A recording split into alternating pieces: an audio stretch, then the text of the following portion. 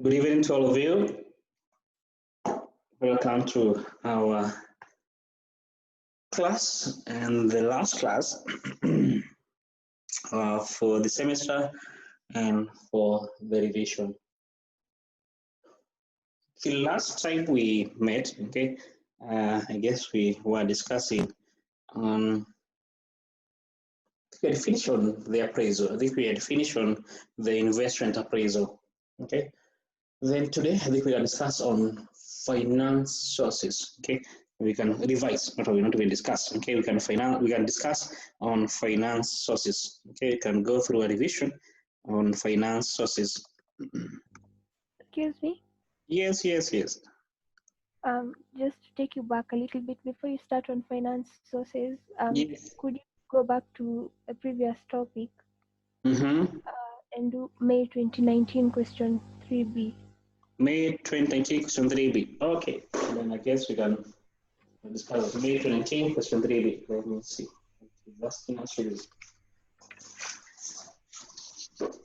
So May 2019 question 3B.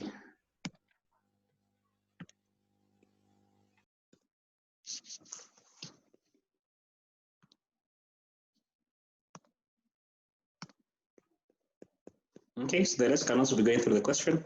May 2019 question 3B.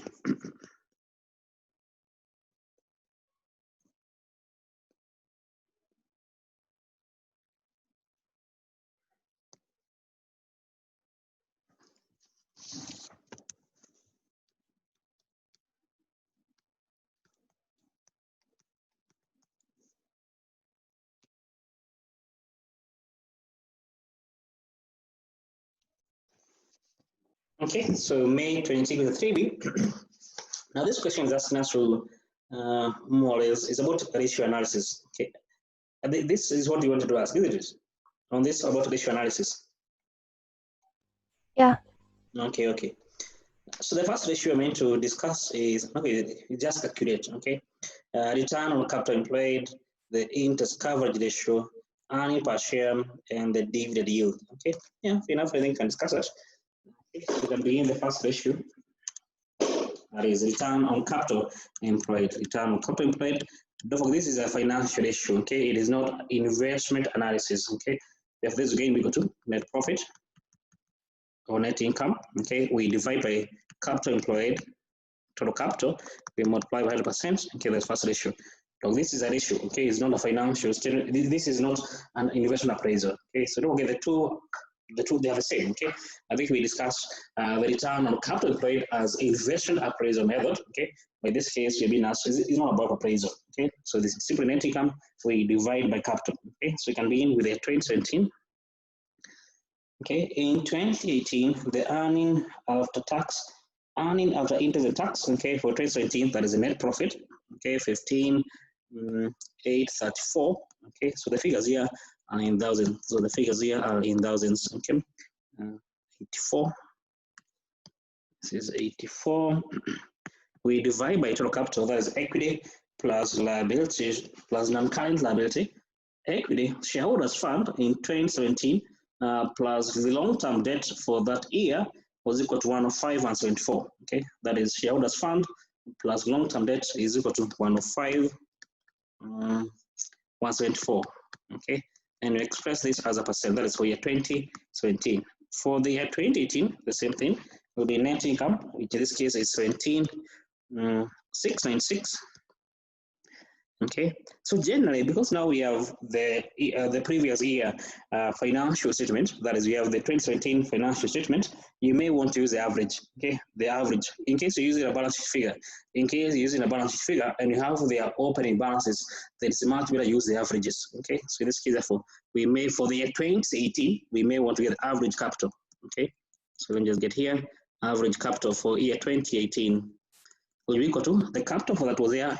Beginning of the year, the closing balance for the year 2017, which in this case is 15,834, plus the capital closing balance for year 2018 is 17, okay, 698. We divide by 2.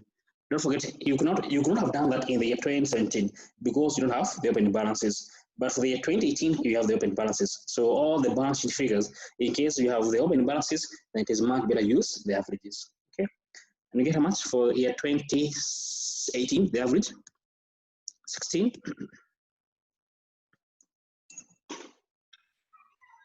Excuse me.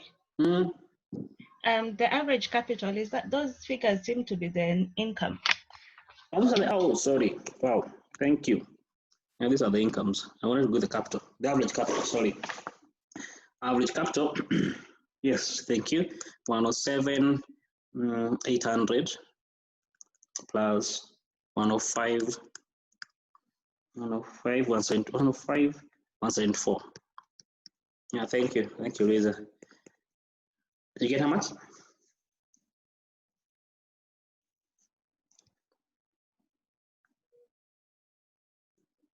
$106.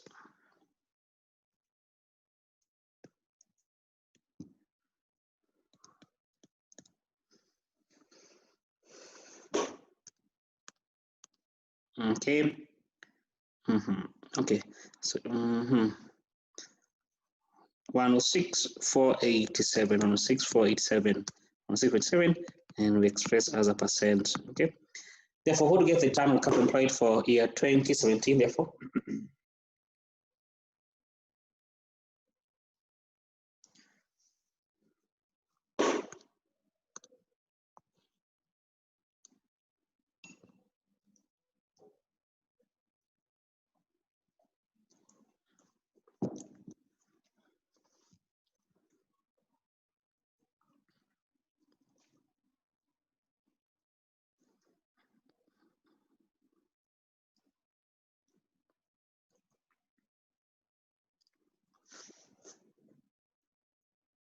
Okay, we get 15.06%. That is for the year 2017.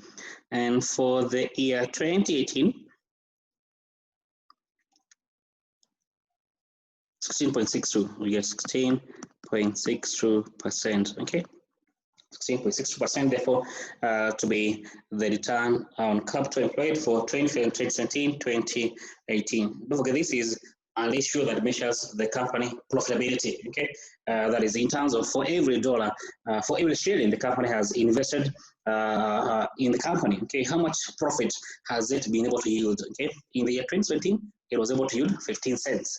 In the year 2018, it was able to yield 16 cents. Okay, so in terms of the company, being able to becoming more efficient, okay, in being able to use its capital, can you see that is increasing? Yes, because the company becoming more efficient in terms of being able to convert the capital to profit. Okay, the capital to profit. Okay, the company is becoming more efficient in terms of its utilization of its capital to earn profit. Okay, as you can see, the ratio is increasing. Okay. Now in this question, the examiner is not asking you to make a comment, but okay, it's all enough. I always mentioned it's all enough that you have it as a norm, okay, to make comments, okay, in terms of what does the ratio shows us, okay. The show the company is becoming more efficient in terms of its capital utilization, as shown by the increase of the ratio from 15 to 16. Okay, that is for Roman 1. Roman 2, it's about the interest coverage ratio. Okay, so the interest, okay, coverage ratio. Okay, coverage ratio. How many times can the company be able to pay, okay, the interest from its earnings? Okay, the interest the company is paying, how many times can the company be able to pay off that interest? Okay, how many times can the company be able to pay off that interest? And it's given us, okay, to give a profit before interest tax, we divide by the interest. Okay, profit before interest tax, we divide by the interest. Okay, in the year 2020, okay, will be equal to the earning before interest and tax for 2018 was 27,012. We divide by the interest for that year, which in this case the interest was at 7.26. Okay, this gives us time. It's not a percent. Okay, in the year 2018, okay, to be equal to 29,498. So in this case, you don't get the average. So this is a P&L, this is the income statement values, okay? If they are balance sheet value, you get the average, okay? So here it was 87, okay? If it's a balance sheet value, you can get the average. But since this is an income statement value, you don't get the average, okay? 9,498, we divide by the interest for that year, which is 31,000. 0.06. Okay, what do you get for 2017?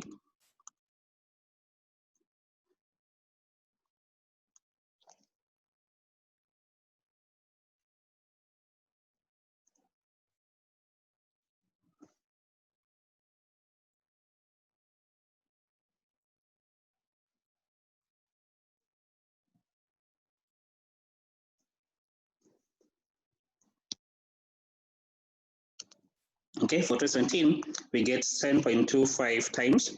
For 2018, what do you get? 2018, we get 9.5. We get 9.5 times. Okay. Now, what does it indicate? Oh, this ratio is more or less going to be. It's more or less like it's a gearing ratio. Let's use the term. Okay, it's a gearing ratio. Okay, and it indicates the company. Okay, to what extent can a company be able to borrow more money? Okay, in future. Okay. If the ratio is low, okay, if the ratio is low, it means for the company, you may not be able to sustain, okay, going forward to pay more interest, okay, if you have a low value for this ratio. If you have a high ratio, okay, like for example, in case you have here 9.5 times, what does this show? It shows that the company can be able to pay the interest it is paying 9 times, okay. This, of course, definitely is a good indicator that you can be able to borrow like 9 times what you're currently borrowing and be able to pay the interest, okay, because you have the earnings, okay. So therefore, an increase in the ratio, okay, like shown here, show the company is able, okay, is a good indicator of the company, a good management of it, okay. As an increase in company being able to borrow more financial security, it shows that the company is coming, in terms of financial risk, okay, it shows a decrease in the company financial risk, okay, if the ratio is increasing, okay, like it shows that here, you show that it is increasing from 7 times all the way to 9.5 times. So it's a good indicator, okay, if the ratio is increasing. It means you can be able to pay more interest going forward, okay. That's on the interest coverage ratio. The next one is earnings per share. The next ratio we meant to compute is the earnings per share, simply given us, okay, the net income. The net income, we divide by the number of shares issued. Okay, 2017, okay. The net income, we thought is equal to earnings after interest and tax is equal to 15,834.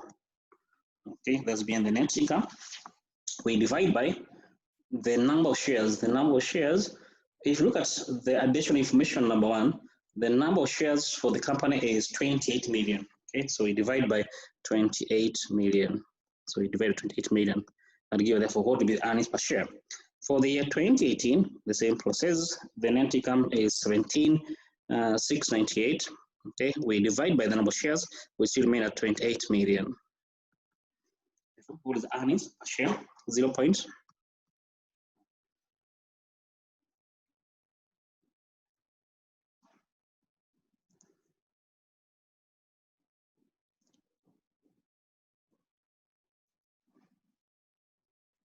Okay, 0.57. Okay, that means therefore the earning attributable, the earning that can be attributable to every share of the company is 57 cents. Okay, the earning attributable per share is 57 cents for the year 2017. For the year 2018, what do you get? 0.63. Again, 0.63. Okay, this is in shillings. Okay, that is mean therefore that for every share of the company, the earning attributable to it is equal to 63 cents. Okay, it's an increase.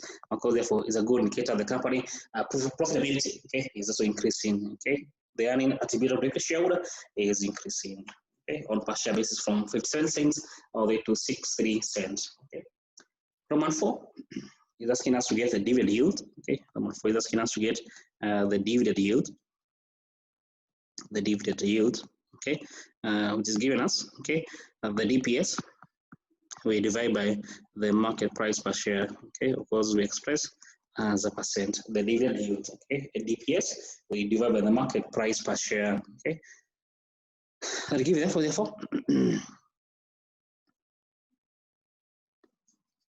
it's given therefore, we have year 2017, okay, in the year 2017, the dividend payable, okay, we got to show that we have those dividend payable, okay, which is equal to 63 cents, is equal to 63. The dividend payable, okay, is You can do on per share or you can do on the total basis. We have earnings per share. Now you've been given the following, okay? The price to earnings ratio. That is, if you have the price to earnings ratio, this is in Roman 2, okay? On the additional information Roman 2, we have the PE ratio. So therefore, from the PE ratio, we can be able to get the market price, okay? So that should be where we ought to start our working, okay? So let me have this to be my workings here, okay? So here 2017, the price to earnings ratio, that is MPS, we divide by earnings per share. We've been told is equal to 2017 is equal to 13, okay, is equal to 13 times. That means therefore MPS is equal to 13 times the earnings per share, okay. To be therefore MPS 13, we multiply by the earnings per share, and the earnings per share for 2017, okay, we have it here already. We have 57 cents, okay. So we multiply by 57 cents. 0.57 to give therefore what to be therefore the share price for the year 2017, okay. It's the same process, okay. For the year 2018, okay, it will be equal to MPS, it will be equal to the price to earnings ratio for 2018, which in this case is equal to 14. We multiply by the earnings for year 2018, which we have here also. We have here 63 cents, okay. So multiply by 63 cents. Okay, so get how much will be the share price for year 2017, 2018? And okay, this working simply is it's just help us to get the market price, okay? Just help us to get the market price, okay?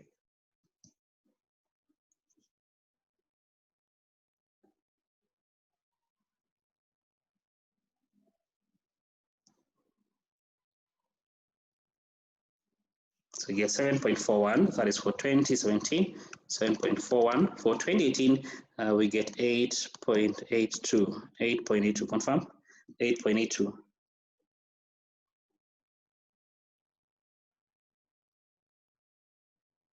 Yeah, get 8.82 to be the dividend, to be the market price per share, okay, in the year 2018, okay. I think now we have all what you need, okay, because for us we have to get therefore what ought to be the dividend yield, okay, for 20. Now you have this to be MPS, so you may also need to get the DPS, okay, because if this is the market price per share, then of course here we need to get the dividend per share, okay. So okay, let's continue having our working, okay. So DPS, okay, for 2018, we have this working here, DPS for 2018, the dividend per share, of course, is given us total dividend, we divide by the number of shares, okay. To be equal to total dividend for 2017, let me use 2017.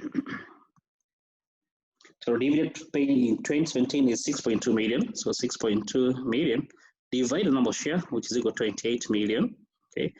In 2018, to be equal to total dividend is equal to 9.6 million, okay. Divide by the number of shares, which remain at 28 million, okay. Therefore, the DPS 2017 and 2018.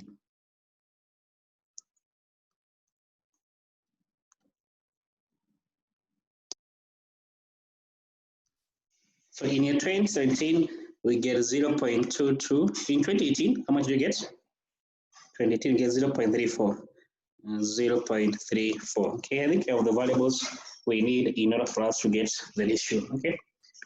Therefore, in the year 2017, we do need to get what ought to be the dividend yield. Okay, so DPS in year 2017, we have done the work in 2017. 0.22, okay, 0.22. We divide by MPS. MPS in 2017, we have it here, 7.41, okay. We express this as a percent, okay. That is for 2017. 2018, the same process. Will be equal to DPS equal to 2018 dividend, that 4 cents, 0.34. We divide by the market price per share, which we have here, 8.824, 8.824, and we express as a percent. given, therefore, what ought to be the dividend yield? Okay, get the figures. That is for year 2018, 2017, we get 9.6%.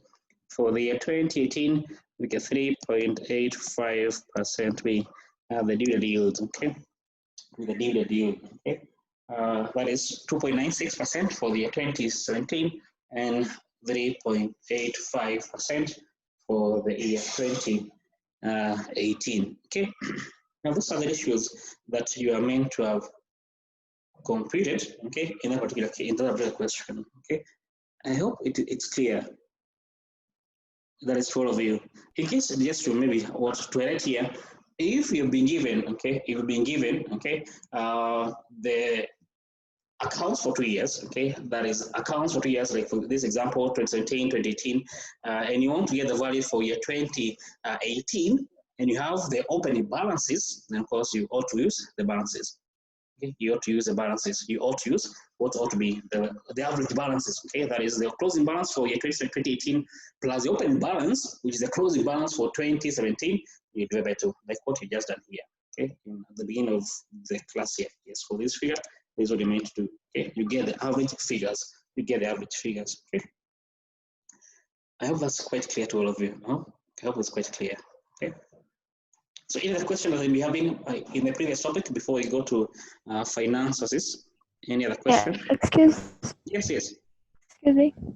Yes. Okay, I still have another question. Could you give us the formulas for the one for November 2015? November 2015. Okay, November 2015, question 4. Yeah, just the formula for B Roman 2 and B Roman 3. November 2015. Yeah, 2015, question 4B. Question 4, part B. Okay. Okay, so we have done, okay, November 2015, question 4, part B. So I think from my what I've seen here, we have done what we call the cash flow cycle. We've done together. We have done a return on capital together. So maybe just to give formula for equity turnover. Okay.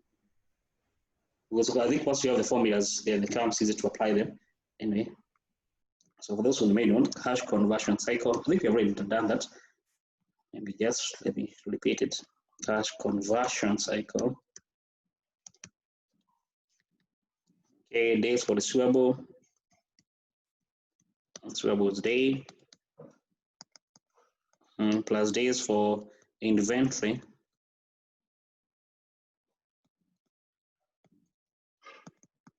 Minus days for payable. Payables day. Okay, let's do a cash flow cycle. The days for receivable, okay, get 360, 365, what do I be given? Average receivable, don't forget the balance sheet value, we divide by sales and credit. Okay, days for inventory, 360 multiplied by average inventory. In case you've been given the opening balances, that is, we divide by cost, the inventory, cost of sales. Okay, here payables, 360, 365 multiplied by average payable. We divide by purchases that are made on credit purchases. Okay, that is for 20, that is cash flow cycle. Okay, then next is equity turnover. Equity turnover. Equity turnover, okay, maybe just to, we have a ratio called return on equity. There's a ratio called return on equity. And return on equity is given us, okay, net income, return on equity, net income, we divide by equity, okay? We divide by equity, this is a ratio, okay? We can further disintegrate this ratio, it's normally going to be in percent, okay? It's normally in percent. We can further disintegrate this ratio into what they call DuPont analysis, okay? You do this more or less in advanced financial management, okay? We call DuPont analysis, okay? We can further subdivide this ratio further, okay? We say return on equity is net income divided by equity. Okay, we are same as net income. Yes, okay. Net income we divide by sales multiply by sales 5 sales.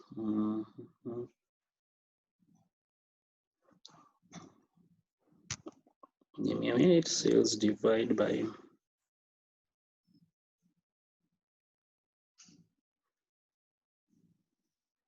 assets of the company. Sales divided by assets of the company. We multiply by assets of the company.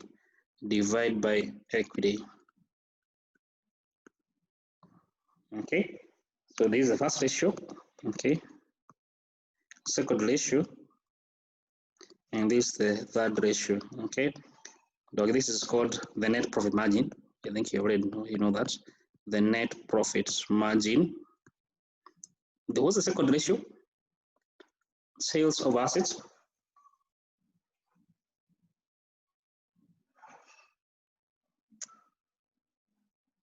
Sales divided by assets. What do we call that ratio?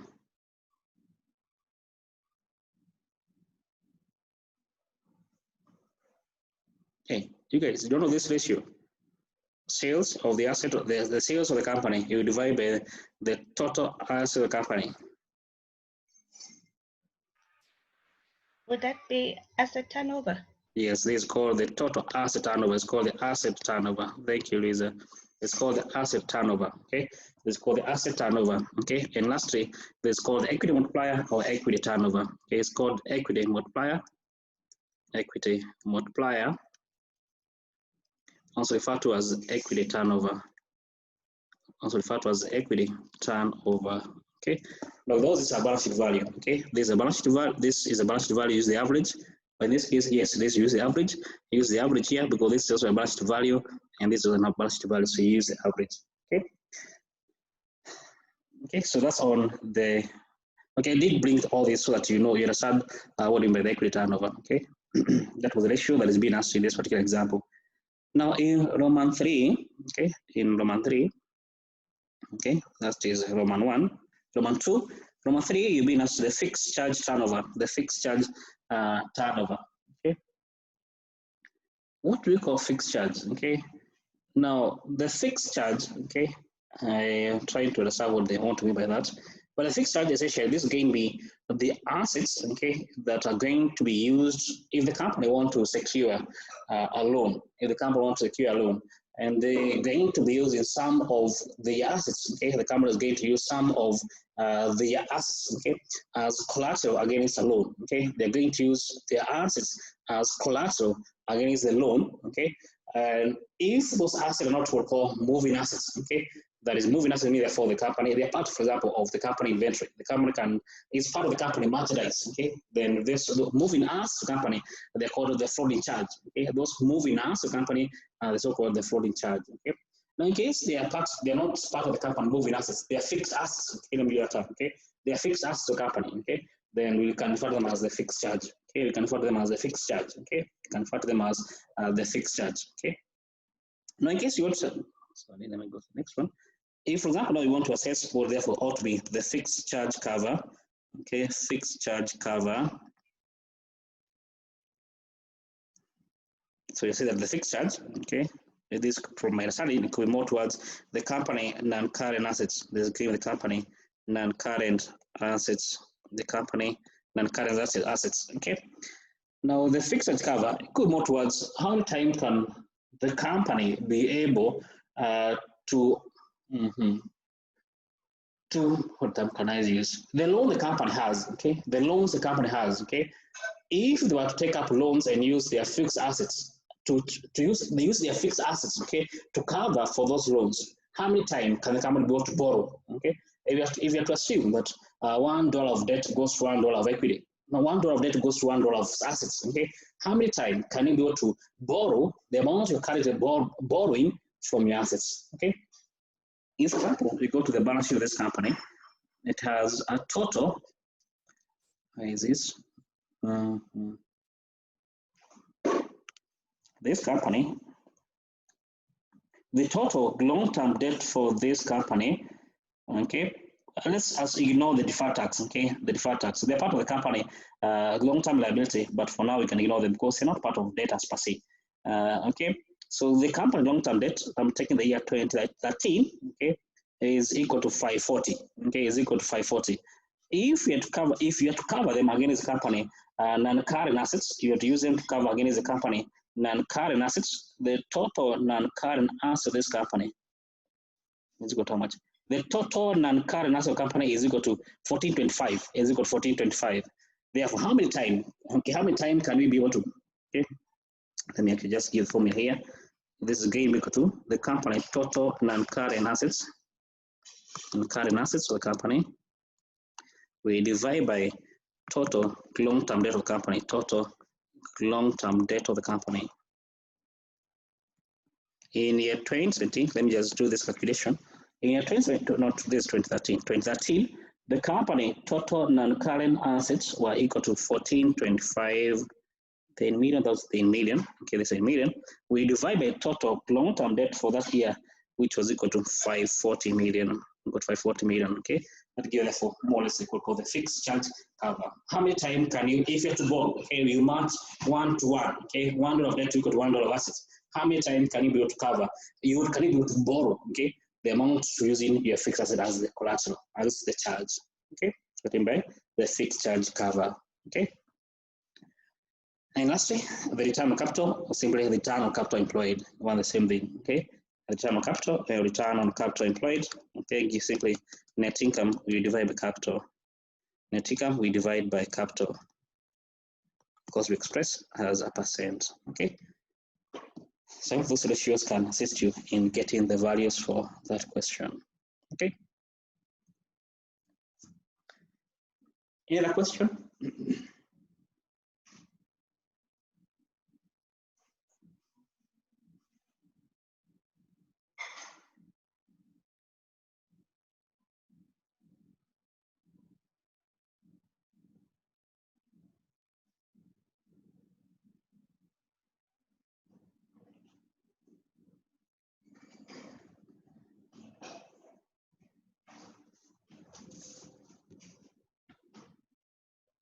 Okay, any question? Now, there's some ratio actually, now that this fixed charge cover ratio has come in place, okay? There are other ratios that you can also use, okay? Now, let me actually, okay, cover them up here, since you brought it up, okay? The fixed charge cover ratio, okay, let me just expound it here, okay? There's a number of what we call some other issues that you can also use in assessing what ought to be the fixed charge cover, okay, the fixed charge ratio, okay? Okay. For charge variable. What was I meant to cover that ratio? It was on gearing. Have we discussed on gearing as a topic? Have we discussed on gearing as a topic? I'm not sure we have discussed together.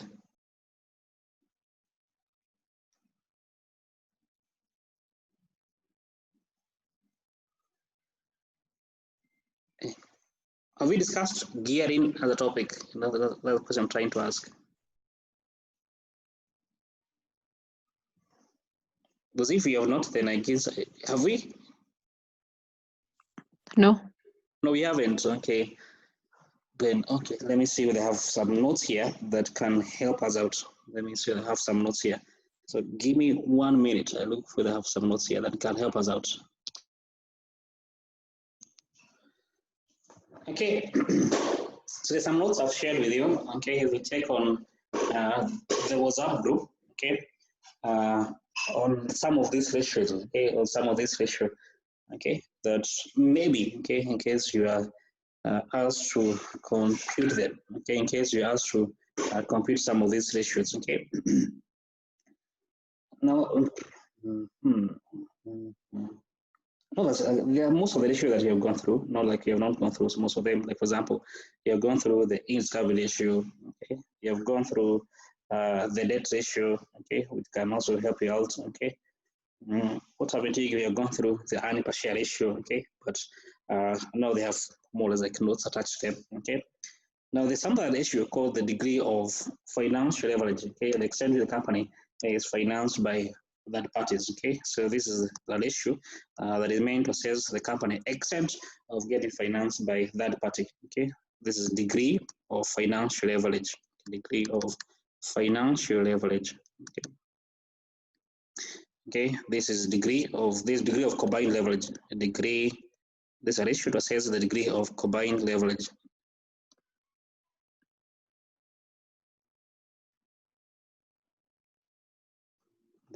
Okay.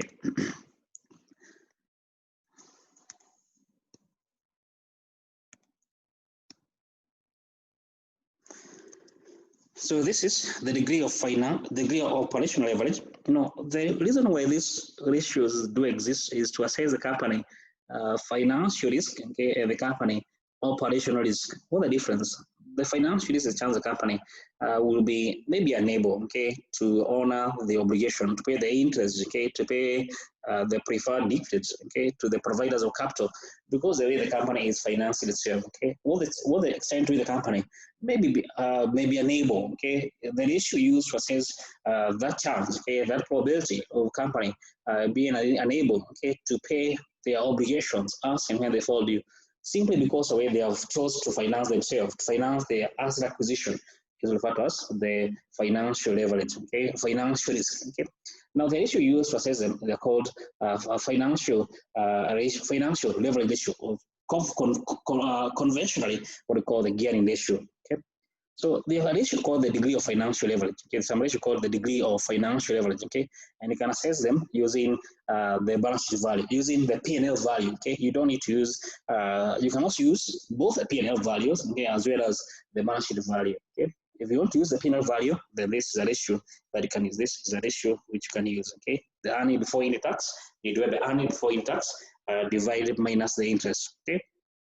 Also, you can use this as another ratio that can also use to assess the company extent of it being unable, okay, to pay for the obligations as and when they fall due, okay.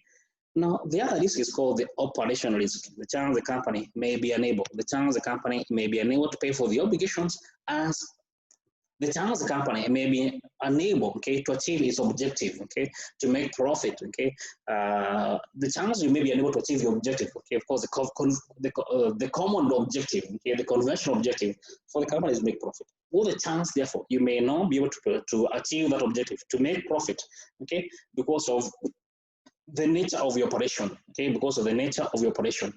Maybe you're in business where if it is in drought season, then you don't make anything, okay. If you're in farming industry, okay, then during drought season, you may not be able to make a lot of money, okay. But here you are, for example, okay, all the time, what are you doing as a company, for example, okay, what maybe doing as a company in order to alleviate those risks, okay.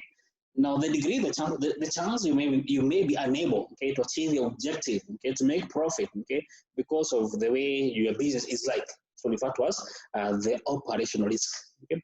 And some of the measure, we do use the degree of operational leverage, okay, as a ratio to assess the company inability, or the risk the company may be unable to achieve its objective, okay, we call the degree of operational leverage, okay, and this is where that ratio.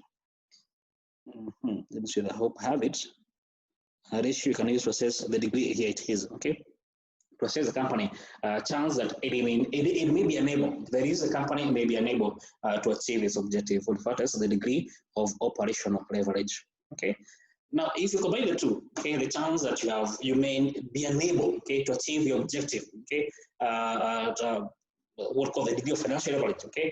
And maybe you may not be able to pay for your obligations. Why? Because you did, for example, you use a lot of debt, okay. You have too much debt in your capital structure, okay. The two combined, then refer to them as the degree of combined leverage, okay. The ratio you have here, called the degree of combined leverage, okay. So this gives the degree of financial leverage, the degree of financial leverage multiplied by the degree of operational leverage, okay.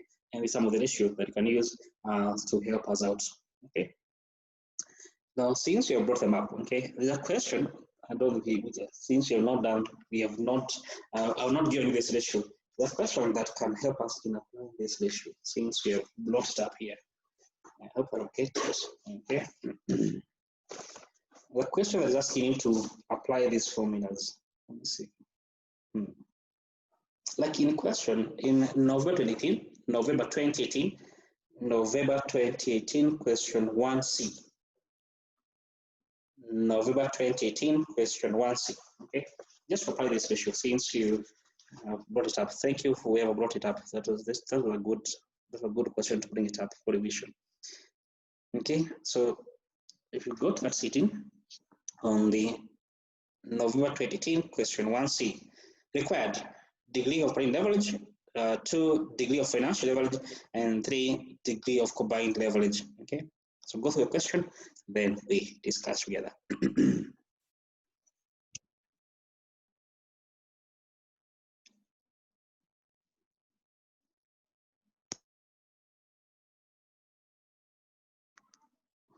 Okay, I presuppose that you have gone through the question. Okay, let's attempt to answer the question. Okay, so Roman 1, you're going to get the degree of operating leverage for this company. Let me share my board here. Okay, so this is November 2018, question 1C. So the first question is degree of operation leverage, which can be given us. Okay,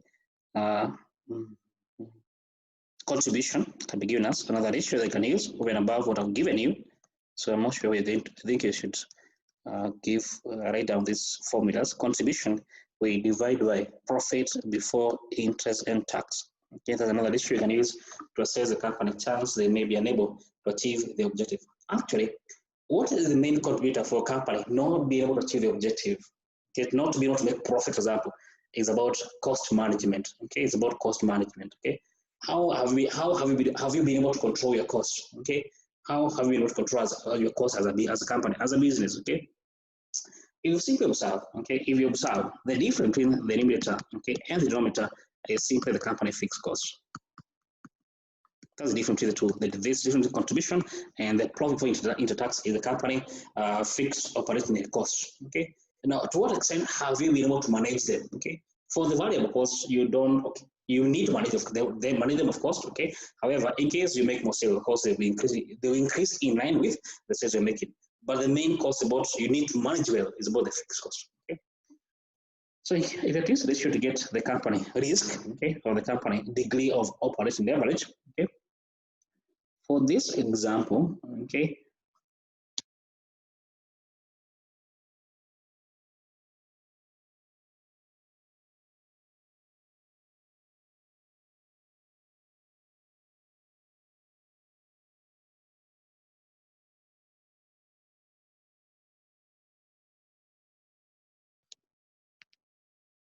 you'll be told that in the first sentence before we begin the note, the fixed operating cost for the company is 5.8 million. The variable cost ratio is 0.2. In note number 4, revenue of the company is 8 million. Okay, I think from there we can get the contribution. Okay, so you can begin here. Contribution for this company is equal to the cost is 20%, therefore contribution is the balance. Okay, therefore 80%. 8% we multiply by revenue. In note 4, the revenue is 8 million, so multiply by 8 million and you get contribution to equal to 6.4 million. Okay. Then profit before interest tax, okay, is equal to cost contribution minus fixed operating cost, contribution minus the operating cost, the fixed operating cost. Okay, will be equal to 6.4 million minus operating cost, we'll be told is equal to 5.8 million. 5.8 million to give us 0.6 million, to give us 0.6 million shillings to be the profit before interest tax for this business. Okay, we have all the values we need in order for us to get the degree of operating leverage to be equal to the contribution. We got 6.4 million. The earning before interest and tax is 0.6 million to give us how much? To give us a ratio of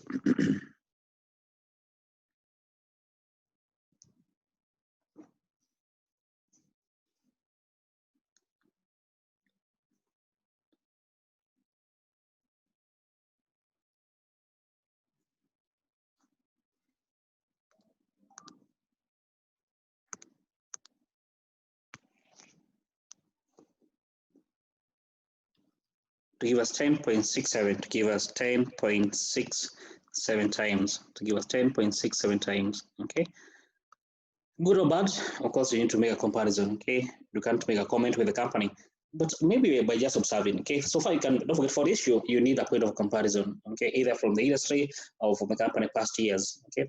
But just to compare, okay? The company seems to have a lot of high fixed costs because you can see the contribution of the company was 6.4 million. The cost of the company, the fixed cost was equal to 5.8 million. That is very high. Which implies therefore, in case the company sales were quite low, okay, maybe they were like let's say 9 million. If the company sales were 9 million, down by 1 million, then the company would have made a loss that year. Because if the company profit, if the company sales were 9 million, okay, not 9 million, so this it was 8 million. If there were 7 million, let's reduce by 1 million only, okay. If it was 7 million, okay, if the sale of the company was 7 million, the contribution would have been equal to, okay, 80% of 7 million to give us 5.6 million, okay, 5.6 million. Would imply, therefore, that year the company profit would have been equal to negative actually. The company would have made a loss because it would be equal to 4.6 million minus 5.8 to give us negative 0.2 million, okay. Because this company seems not be a very good manager, okay, in terms of either they need to do something towards making more sales, okay, or managing, they need to, in simple term, they need to manage their cost for this company, okay. But you can't say they have improved or otherwise, okay, because you don't have a point of comparison, okay. If this ratio is quite high, okay, if the ratio is quite high, it shows a high risk, okay. It shows that the company seems to have high risk in terms of its cost management, okay. They have a high operating risk, okay, if the ratio is quite high. Okay, for now, as I mentioned, we can't see whether the company is improving or otherwise because you don't have a point of comparison. But the higher the ratio, the higher the risk, operating risk, not financial risk. The company has a high operational risk. Okay, but you cannot mention this in this particular case. We can't say the company is high risk or otherwise. Okay, because you don't have a point of comparison. Okay, that was first the beginning. Okay, to get the degree of operating leverage. Okay. Number two, you're meant to get the degree of financial leverage. Okay, there are many ratios, by the way. Okay, you can use to compute these figures. Okay, so you have to look at what ratio, what variables does this ratio requires of me. Okay, and do I have them here? Okay, because there are no the number of ratios you can use here. In the case of the degree of financial leverage, okay, just to go back to the ratio I've just shown you. Okay, some of them you can use to assess the company degree of financial leverage. Okay, all these are ratios you can use. Okay, however, don't forget you stick to the one that is applicable in this particular case. Okay, this ratio, second ratio, we don't have the changes here. Okay, we don't have the changes here. However, I guess we can get the profit before the tax, which have actually already obtained. Okay, at the same time, we can get the interest. Okay, from note one, we can get the interest. The company has 2 million shares in bonds and they pay 8%, so we can get the interest. Therefore, we can use the first ratio to obtain the company degree of financial leverage. In other cases, you may have to end up using this particular ratio. Okay, so you may have to assess, okay, what information do I have? Okay, so the formula to use will depend on the information given to you. Okay. Anyway, so let's assess. I think the first ratio. So let me go back to working. So degree of financial leverage, therefore, will be earning before interest tax. We divide by earning before interest tax minus interest. So the earning before interest and tax we have just obtained here, which is the profit before interest tax, 0.6 million, 0.6 million, 0.6 million minus the interest, so which we need to work out here.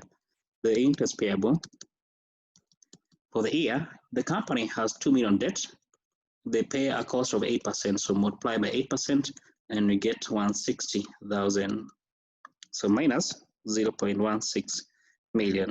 And we get how much? The degree of financial leverage.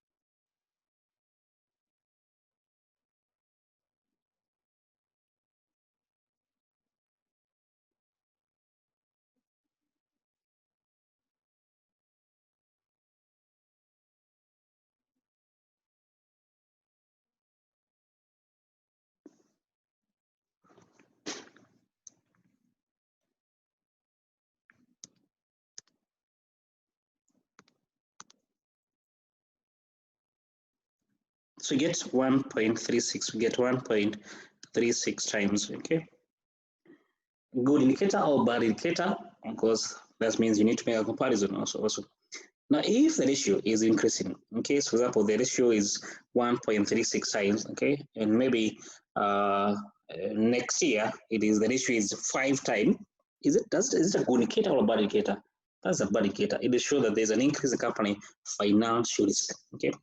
What will make the ratio to increase? What will make the ratio to increase, okay? The ratio will increase in case we have a lower figure here. Look here, these figures are the same, okay? Now, what therefore make the ratio decrease in case you have a high value here, okay? So that we have a lower value in this particular, in the denominator, okay? Therefore, this company is therefore to be paying high interest, okay? If they have a high figure here, then it implies therefore that the company will have a high ratio, okay? Therefore, it's an indicator of a company having a high financial leverage, a high financial ratio, a high financial risk for this company. The higher the ratio, the more or the higher the company financial risk. Okay. I hope that's clear. Okay, I hope that's clear. As I mentioned, what ratio do you use? What formula do you use here? Okay, it depends what information is the examiner going to present to you. Okay, because there can the number of ratios that you can use. Okay. Lastly, we need to get the degree of combined leverage, degree of operating leverage, we multiply degree of financial leverage, okay, which is equal to, we got the first was 10.67, okay, so 10.67 multiplied by degree of financial leverage, which was how much? Which 1.36. Okay, and get how much? To be the degree of combined leverage, both financial risk and the operational risk.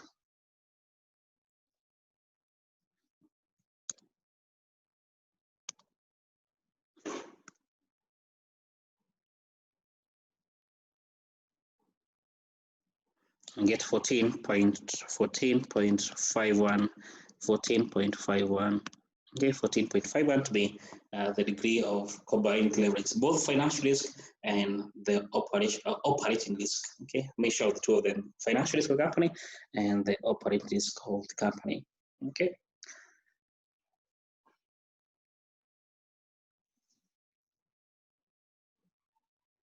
Any other question?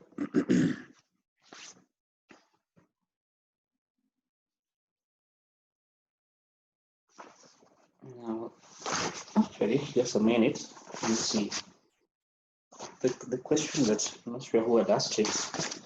Let me just go back. Now, the question, the master asked this question on the November 2015. On the November 2015. Let me just go back to that question because where is it? Yes, I think this was the question, November 2018. Yes, this was the question. This was November 20, what was 2015 question. Was 3 or what question was this? Question 4B, this is question 4B. Now, the third ratio, okay, I think I did misinterpret, is not asking about the fixed charge turnover ratio, as a turnover ratio, okay, is the fixed charge cover. What I mean by is a fixed charge coverage ratio, okay, as a gearing method, okay, is not a fixed charge turnover, okay. So then this formula here, okay, a minute, I admit someone here, give me a minute, okay. Okay, so the fixed charge coverage ratio, okay, it's as a gearing ratio, as more of a gearing ratio, okay, we have a better ratio. I don't think this ratio is going to help us go far. Fixed charge to give us the fixed design can answer the company, long-term debt of the company. I don't think it's going to help us so much, okay. Let me give another better ratio you can also use. The fixed charge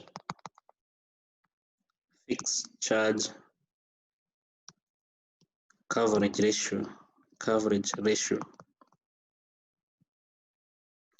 The fixed charge coverage ratio, it's more or less like the interest charge, is it like the interest coverage ratio, okay? It's just like the interest coverage ratio, But only here, what you're going to do is that you're going to be assessing what are the company, what over and above the interest, okay?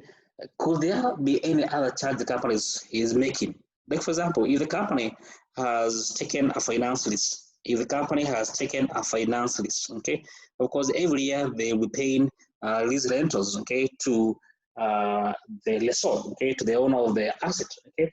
So in itself, actually, lease is sometimes considered, okay, as financing, not sometimes. I think we discussed leasing as one of the finance alternative, okay, as one of the financing option available to the company, okay. So in themselves, the amount you do pay to the lessor, the owner of the asset, can be considered as like an interest, okay, or they're financing you. So the rent you pay to them, okay, the lease rental you pay to them, okay, themselves can be considered as part of the interest you're paying to them, okay, for you to use the assets, okay.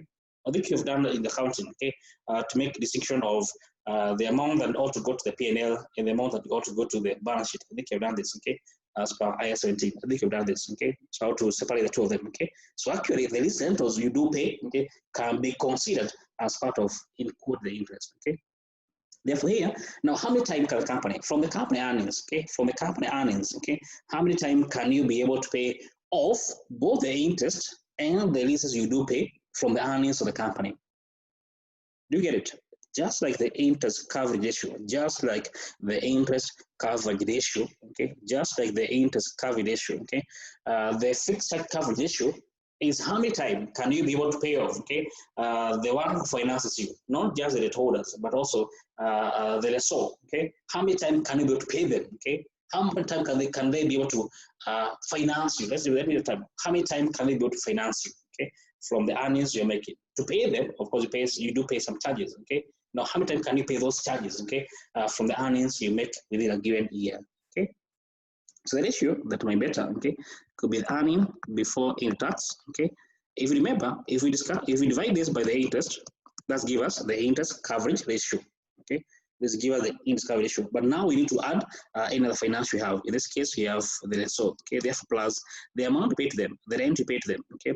The rent, this is to the lessor, okay, and also plus the rent you're paying to the lessor. How many times can we be able to pay it? Okay, to pay the interest plus the rent. Okay, I'm not sure if this question has such information, but let's say it has. Let's tell.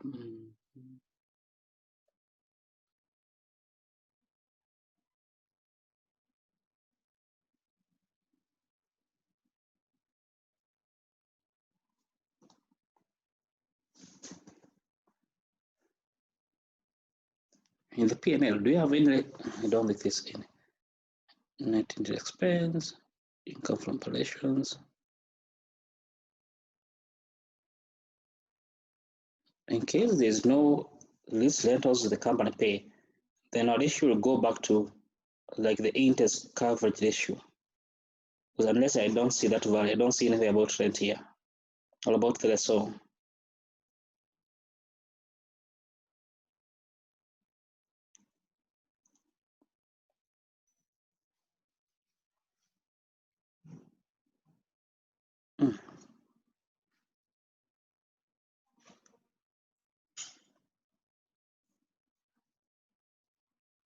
And I seem not to get it. So therefore, our ratio will go back to like the interest coverage ratio. There'll be no difference. Because if there's no rent you're paying to the lessor, then the ratio goes back to it will remain as this. Earning before the tax is simply divided by the interest because there's no rent you're paying. Okay, because I seem to get it from either from the P&L or from the balance sheet of this company. So it will simply be like the interest coverage ratio. Clear? Question?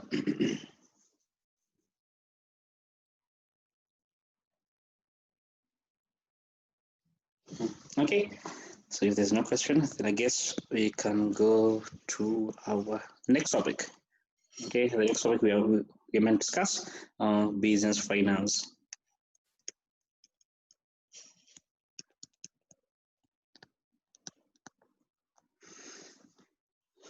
In business finance, as we mentioned at the beginning of syllabus, okay, we see that a company have different finance sources, okay. And of course, you as a finance manager, you are the one who is given the task of determining where the money comes from, okay. You are the one who is given the task of determining where the money will come from, okay. So you as a finance manager, you have to make a decision, for example, regarding should you use long-term, okay, or should you use short-term? Okay, you have to make a decision. Do we finance this need? Okay, this capital need is long-term or short-term? Okay, of course, some therefore was going to be the cost of that finance you're using. Okay, you're going to use debt. Okay, how much of debt? What's the cost of the debt? Okay, you're going to use profit share. What's the cost of the company for using the profit share? Okay. Yeah, consider, of course, definitely is what we call the interaction. Okay, the interaction you have between the interaction between this the finances you've taken, okay, between that finances, okay, plus already existing finances, okay, plus other existing finances, okay.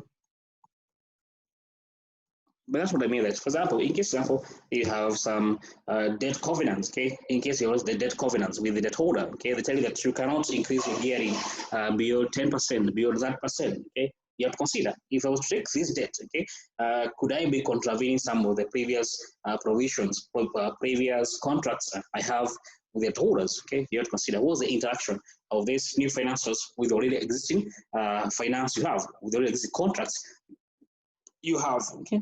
It's a number of things that it is you as a finance manager who is meant to take them into account when financing the business, okay? We can classify the finances into two main groups. You have short-term, okay, short-term finances, okay, and you have long-term finances. What the key difference is simply when it comes to, for example, the repayment, when it comes to, for example, the repayment of the, whatever it is, the dividend, with, if you're going to pay the dividend, the interest on that finances, okay? What's the length of the time period, okay? What's the tenor, okay? What's the length of that time period, okay? Is it going to be 1 year or more than 1 year? If it's going to be more than 1 year, then that's become more of long term. If it's going to be less than 1 year, then we classify it more of as short-term finances, okay? Because shorter, we said we can use generally 4 main finances. Okay, we have the use of leasing, okay, as finances. Okay, we have the use of bank overdraft. Yeah, the use of short-term loans. Okay, short-term bank loan.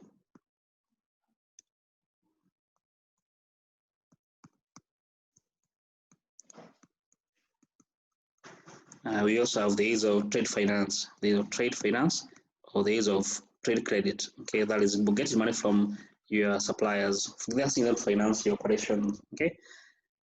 Also, in the case of long term, we have the use of debt. Okay, we have the use of equity. You can also the use of present shares. Also the use of venture capitalists. The capitalists can also use of they're part of equity. Okay, they're part of equity. The so-called the use of private equity finance. Okay, they also the use of private equity finance. What else? We have the use of, for example, in case you are an SME, crowdfunding. Okay, the so-called crowdfunding.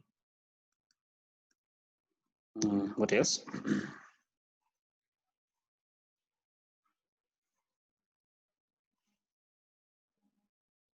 Okay, let's have about the finance option you may be having. Okay, which one do you take? Of course, you go back to the criteria to make a decision. What was the cost of that particular finance option? What's the gain actually? Another factor, another maybe one of thing we want to take is what is gain? Are you gaining personal control? Okay, are you gaining personal control to the person who will finance you? Okay, someone can ask you, I'll finance you, provided you're going to give me 10% of your company. You're going to give me your voting rights. Okay, whatever it is.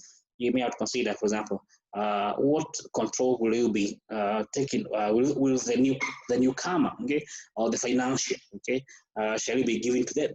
Okay, so that's the factor, of course, you have to consider. Okay, for some owners, let's say a classic example of family business. Okay, they may want not to expand. Why? Not that they don't want to expand, but maybe they're going to get finances. Okay, and the person who want to give them finances want to, in a way, become a co-owner in the business. Okay, and this company, and this family business don't want that. Okay, so as a factor, another factor you may want to definitely consider when choosing the finance alternative you may want to take up. You may want to finance your operation using. Okay.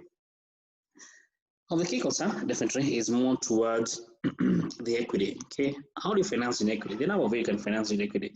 We have first discovered the use of the IPO. Okay, the initial public offering. Okay, now here again, simply be calling upon members of the public to come and take up the shares you're offering them. Okay, of course, at a given price. Okay, I want to sell my shares for 5 shillings per share. Okay, who want to buy them? Okay, public. Okay, so you need to advertise the public member. Okay, these are my shares, and I want to sell them to you. Okay, at 5 shillings per share. Okay, and in case you buy the shares, once you buy the share, you become part and parcel of the owners of the business. Okay, don't forget at the IPO, you don't have to sell all the shares. Okay, you may decide to retain some of them. Okay, but conventionally, in the case of like in the case of UK, okay, at least 25%, you must offer them to the public. Okay, so you as a in quote the original owner, okay, you can retain the 25%, but you must offer at least 25% of the shares for you to be declared a public listed company. Okay, and you can also be able to take money, okay, from the placement, okay, the private placement, okay, that is simply calling upon members of the public, not member public, okay, calling upon other persons, other financiers in a private mechanism, okay, it's called commercial called the private placement. It's called private placement. It's not public, okay. You don't invite public members, okay. You're simply going to have some select few members of the market, okay, to come and buy the shares, to buy your shares, okay.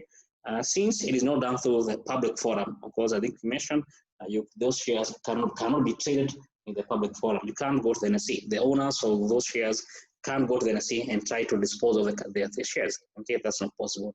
Why? Because the acquisition was done through a private mechanism. Okay, so they can't go and ask to dispose them off at the floor of the NSE. Okay, and I think you also mentioned the case of introduction. Introduction is not a way, it's not, in a way, I mean, in quote, okay, it's not a way of trying to get money. As per se, all you want to is become a PLC, okay? You want to have your shares. You are a private company, okay? In case of Kenya, you are at least you have at least 50 different shareholders, okay? So in case of the case, therefore, you can simply apply to the CMA, okay, for input the exemption, okay?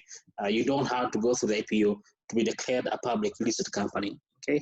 So that's simply you get introduced, let's use the term, okay, without the need for you to go through the IPO, the initial public offering, okay. Of course, definitely in case you have been a PLC, okay, a public listed company, then you can also go to obtain the financing through the case of the rights to shares, okay, the rights issue of shares, okay, the rights issue of shares, okay.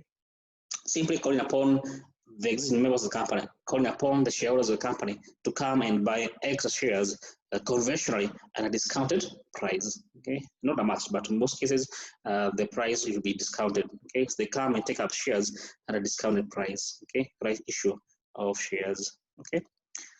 In case you're a private company, you can also obtain financing, okay, of course, from the owners of the company, okay, so the owners of the company, as also mentioned, you can also obtain money from what we call private equity firms, okay, private equity firms, okay, private equity firms. So all this are way you can finance yourself, all this are way that you can finance yourself, okay. Question from that particular area?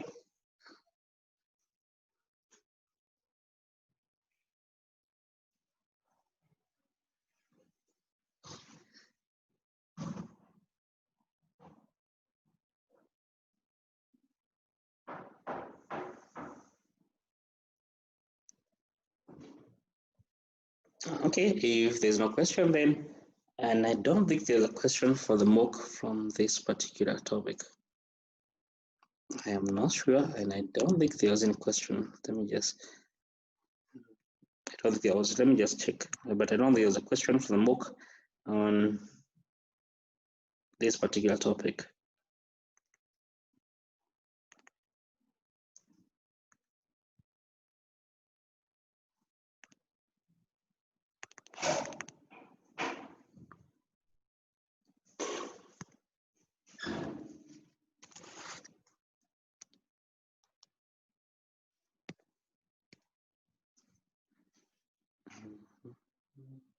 Okay, there's one here. In question number 1. Yes, in question number 1. Yes. Okay. Now, question 1 is summarize 4 features of Islamic insurance mortgage. Now, I will share some notes with you. Okay. So let me actually do that right now. Okay. Some notes on Islamic finance. Not a very comprehensive handout, but could be good for you. So let me actually just share right now on Islamic finance. I hope I have them with me.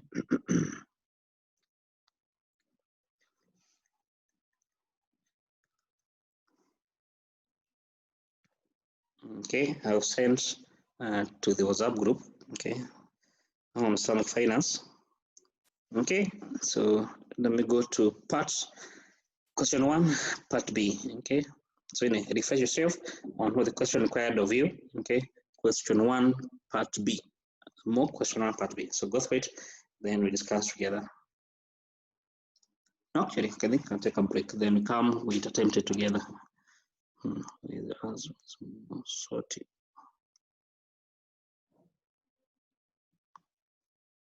Mosoti. Yes. We can take a break. Yes, 15 minutes. Okay, so right now is 9:12. So we meet at, no, not 19:12. So we meet at 19:27. Yes. Okay, fair enough. Meet at 19:27. So okay, this is the final class. So in case you have a question, don't forget, try as much as possible to bring it up, okay? Because I think this is our final class. So look for many questions as possible. We try to answer them within the 1 hour that you may be having. So let's meet at 12 as 7:27. So this question, the exam was requiring of you to required the number of the shares that must be sold in order to raise the required equity capital. Okay. When it comes to financing, I want to say that it's good enough that you check as to whether the capital structure of the company is optimal. Okay. In this case, the company capital structure is optimal. Okay. So we don't change the capital structure of the company. We go with how it is like. Okay. So it is optimal. Okay. Therefore, equity of the company is made of the two. Don't forget the two makes equity of the company. So the two combined, okay, will equal to 90 plus 25 to give us 165,000. So the equity of the company is made of 165,000. Preference share 45,000 and debt 90,000. So we need to determine what are the ratios. Okay, so let's get the ratios. We got the proportion. Simply get the proportion, not ratio, but we get the proportion of each of the capital source. Okay, this is the mock question. This mock question 1C. Okay, this financial management mock question 1C. Okay, so the capital structure. So capital structure of the company, we have equity made of 165. Was it million or thousands? Just go back to the question. 165 million, 165 million. So 165 million. 165 million. Then you have preference share. Preference shares of this company equal to, just forgot, equal to 45 and 90. 45, 90. 45 million. And you have debt made of the balance equal to 90 million, total 300 million. In terms of percentages, okay, so it's the proportion. Now equity, as of course the balance was 5 million out of 300 million. In percent, how much you get? The same applies for preference share, 45 million out of 300 million. Okay, in percent, get how much? And 90 million for debt out of 300 million. Okay, in percent, get them in percent. For equity, what do you get?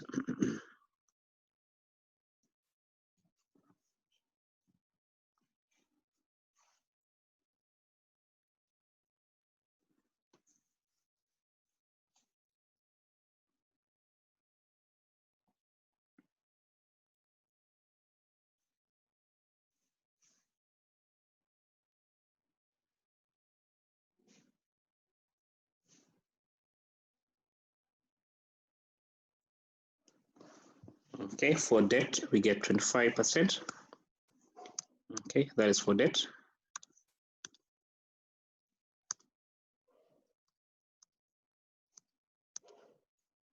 Equity, we get 45. Are you sure? I doubt that. For equity, I doubt that.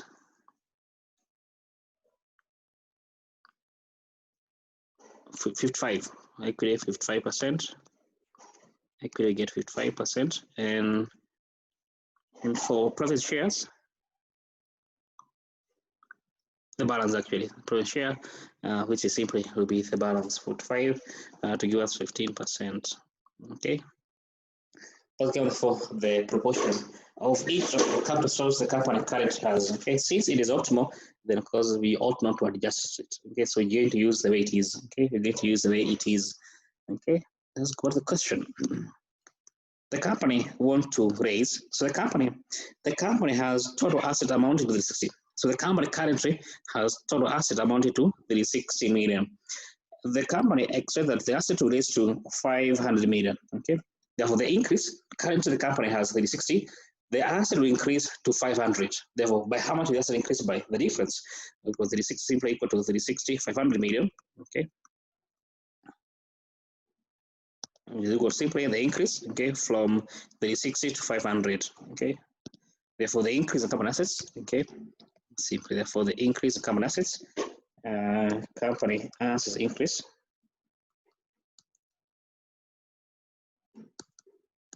is equal to 400 million minus 360 to give us 140 million. So the asset will increase from 360 all the way to 500. Therefore, an increase of 140 million, which means therefore, as a company, you look for 140 million to finance the asset acquisition. Okay, well, this is equal to funds required. This is equal to funds required. So the company must look for 140 million to finance the asset increase. Okay. Okay, that's what the question. Okay, sorry. The amount available, here we told in note number 9, the retained earnings are available for investment purposes as 29.10 million. So the amount available, okay, to finance the investment is 29.7 million. So that is equity plus, therefore. Okay, so let's go back here. Therefore, I can say equity, the amount that must come from equity is equal to, don't forget, equity finance 55%. The amount that must come from equity finance is 55%. Therefore, the amount of equity finance, that is the amount of finance that you're going to be using to finance investment, is equal to 55% of the 140 million. To give us how much?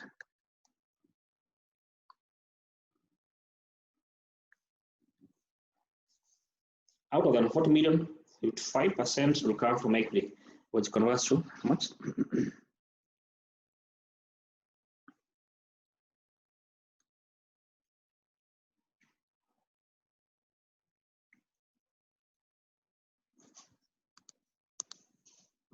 So 7 million to give us 77 million, okay, to the equity finance. Then you'll be told that 29% million will come from the issue shares. Okay, therefore, we can say therefore from retained earnings, this is already given to us, so we don't need to write this. From retained earnings, the amount of available is 29% million. Okay, therefore the balance must come from the issue shares. Okay, so equity finance, issue shares for the balance now. Okay, the amount that you must obtain from issue shares will be the balance. The total amount that must come from equity, we have it here, 7 million, minus the amount that we have from Trinity, 29.7 million, and the balance will be the amount that the company will have to obtain from the issue shares, which is how much? It is equal to 47.3 million. I'm being told the debt need to be 30%, not 25%. It is 30 to 25%. Someone is saying that his debt is meant to be 30%, not 40%. It should be 30. Okay, sorry. So it's meant to be 30. So this is meant to be 30%. And therefore, this is okay. This for private shares okay. This because yeah, it should be okay. Okay. Okay. So what else? So the amount of equity that must come from the issue shares is a balance which you got for 10.3 million. Okay. So the examiner goes ahead and answers the question. The examiner asking about the number of shares. So it's not about the amount from equity. It's about the amount, the number of shares that must be issued. Okay. In note number 3, new ordinary shares. So note number 3, new ordinary shares will be issued at the current market price, subject to flotation cost of 10% of the issue price. Okay, they're going to be issued at the market price. What's the market price? 25. Okay, no need for calculation. Okay, the market price of the company is given here in note 2. Okay, like I saw someone doing some calculation. You don't need to do calculation. You're only given here. Okay, you're only given here. Therefore, the amount that will be obtained. So issue price, you'll be told. Okay, so here I can say issue price. Okay, net of flotation cost, will be 90%, okay, times the market price per share. Therefore, 90% times 25 to give us how much per share?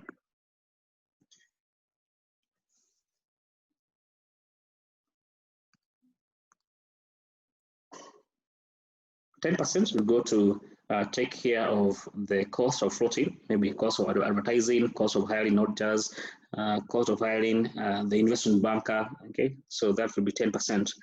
Okay, therefore 9% is what the company shall be receiving at the end of the day, which is 22.5. Okay, the company will be obtaining 22.5 for every one share. Okay, don't forget the amount they want to obtain is 47.3 million. The amount shall be received per share is 22.5. Then the question remains, how many shares therefore must the company issue to obtain the 47.3 million?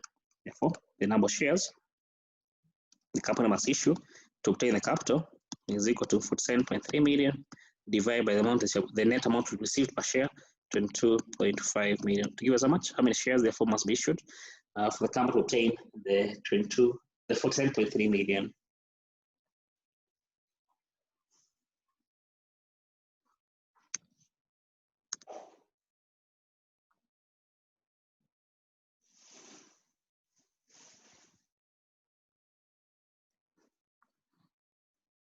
How many shares must be issued for the company to obtain the required funds?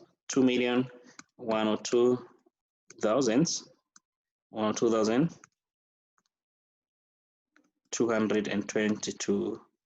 That's the number of shares that the company must issue in order for them to raise the required 47.3 million. Okay. Question. And that's what you're meant to have done in the mock. Okay. As you can see, some of the questions, some of the information given there were just irrelevant. Okay. As you can see, most of the information, actually most, okay, was irrelevant to answer the question. Okay. So you don't have to use all the information given, by the way, okay, because some of you are trying to struggle to use all the information given in the question. Not necessarily, don't forget, okay.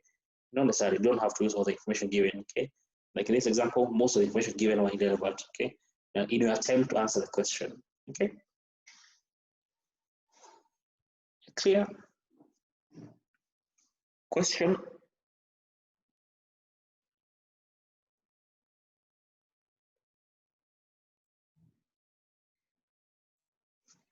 Okay, if there's no question, then I simply assume that you did understand and understand well that question. And before I leave the topic, don't forget what sometimes do confuse students is on the rights to your shares. Okay, so let me just to go back for it. Okay, go back to the topic for some highlight. Okay, not highlight as per se, just revise a bit of it. Okay. Don't forget, in the case of the rights issue share, we did say that the company will be obtaining the finance, okay, by issuing the shares, okay, to the current existing shareholders. Okay, so the company is not going to be inviting any new member. So the company does not invite any new member. So it's simply going to be issuing the shares to the existing members of the company, okay, the current members of the company. Okay. So as a company, as a shareholder, don't forget we said that you have a right to ignore. Don't forget it's a right to give to you. It's not an obligation per se, so you don't have to buy. But as we did say that it's always good to buy those shares, because if you don't buy them, then to me therefore you're going to be passing on your wealth to someone else. Okay, someone else again will be taking up your wealth. Okay, therefore it's always good that you do buy the shares that are being offered to you by the company. Okay, so the rights we have as a shareholder, okay, of course there are three. Okay, which I think we did discuss extensively. Okay. The time we met in class.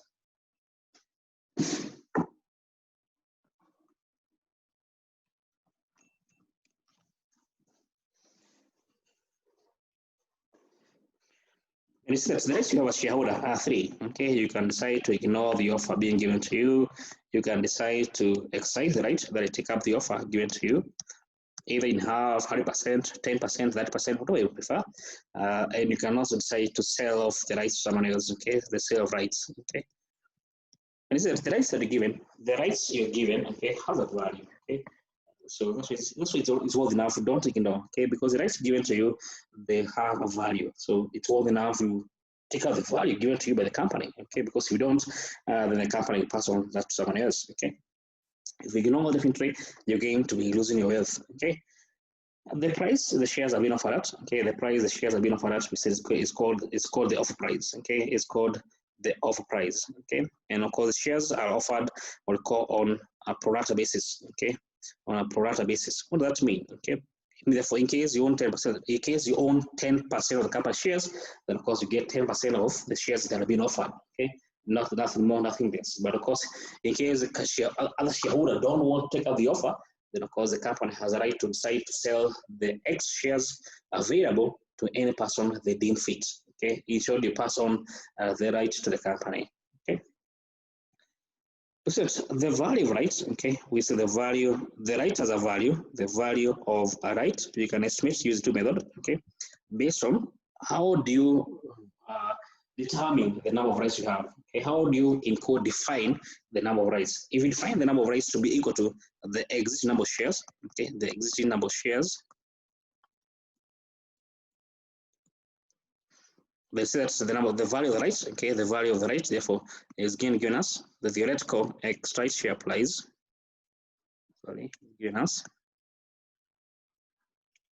is given us the current market price per share minus theoretical X right share price, minus the theoretical X share price. If we define the number of rights to be equal to the number of new share you'll be getting, okay, the new share, let me call it new, okay, the new share you'll be receiving. This way, we define therefore the value of a right to be equal to theoretical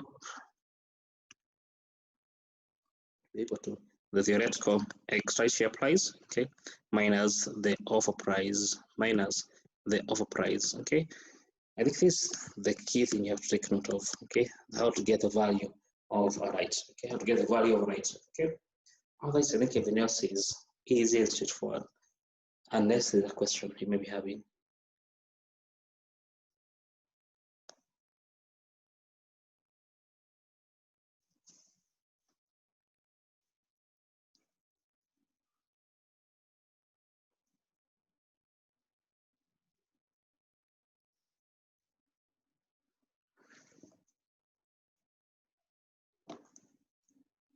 Okay, seems to be no question. I don't think in the mock there was a question, but let me just go through it. I don't think there's a question in the mock regarding that area.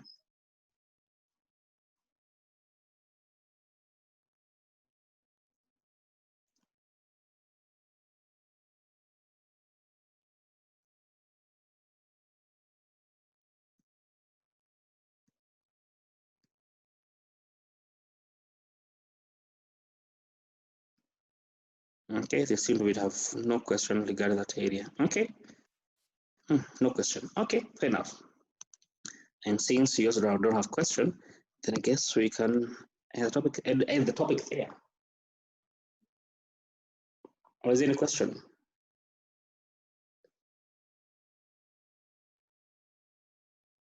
Okay, no question.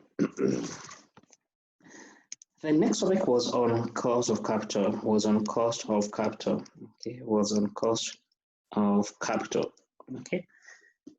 And the cost of capital, simply, we say this is how much is the provider of capital, how much return do they expect to receive? How much return do they expect to receive from the company? Okay. Equity shareholders, they're going to give their money to the company, but of course they are investors.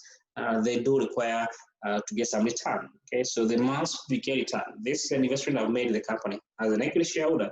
How much return, therefore, do I expect? Do I require? Okay, to receive from my investment. Okay, so there will be return that you shall be receiving. Okay, and this is part of the cost of capital. Okay, our main concern, definitely. Okay. The key provider of capital is, of course, going with the equity shareholder. Okay, so of course we do therefore need to determine therefore how much return, what's the required return to the shareholder. Okay, the cost of equity. Okay, when it comes to getting the cost of equity, we say that you can use two models. Okay, we can use the dividend valuation model. You can also use the capital as a pricing model.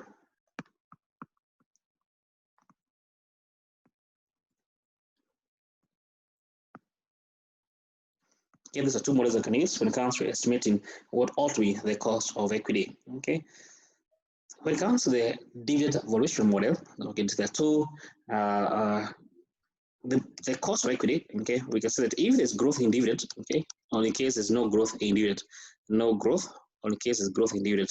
Okay, so here there's growth in dividend. If there's no growth in dividend, then of course the cost of equity, you're going to derive it to be equal to, don't forget, P naught is equal to dividend divided by RE. The cost of equity, RE, is equal to the dividend divided by P naught, of course we express as a percent. Okay, if there's growth in dividend, okay, first P naught, okay, is equal to D naught, okay, 1 plus G, we do have RE minus G. RE is equal to the D naught 1 plus G divided by P naught plus G. Okay, simply is how we do get therefore what ought to be the cost of equity in case we choose the dividend growth model and the dividends are growing, okay, into the future. Okay, we later said actually that we can estimate the growth using two models or using two methods. Okay, we can estimate the G, okay, the annual growth rate using two methods. Okay, one is simply the extrapolation method. In this method says simply we are trying to assume that the past repeat itself in the future. Okay, that in case in the past the annual growth has been 10%, then we assume that was going into the future, the annual growth will be what has been there in the past. Okay, 10%. Okay, so the past, if 10%, if the historical G, okay, has been 10%, then you assume that also G going forward will also be equal to 10%. Okay. So G is equal to, okay, D, let me just use here hypothetical case 2020, okay, D 2014, and there are 6 years of growth. Okay, the power of 1 was 6, okay, minus 1. Okay, that's how we estimate the G just to take those 2 years, 2014, 2020. Okay, if it is, you can also use the so-called the Gordon's retention model. Okay, so Gordon's retention model.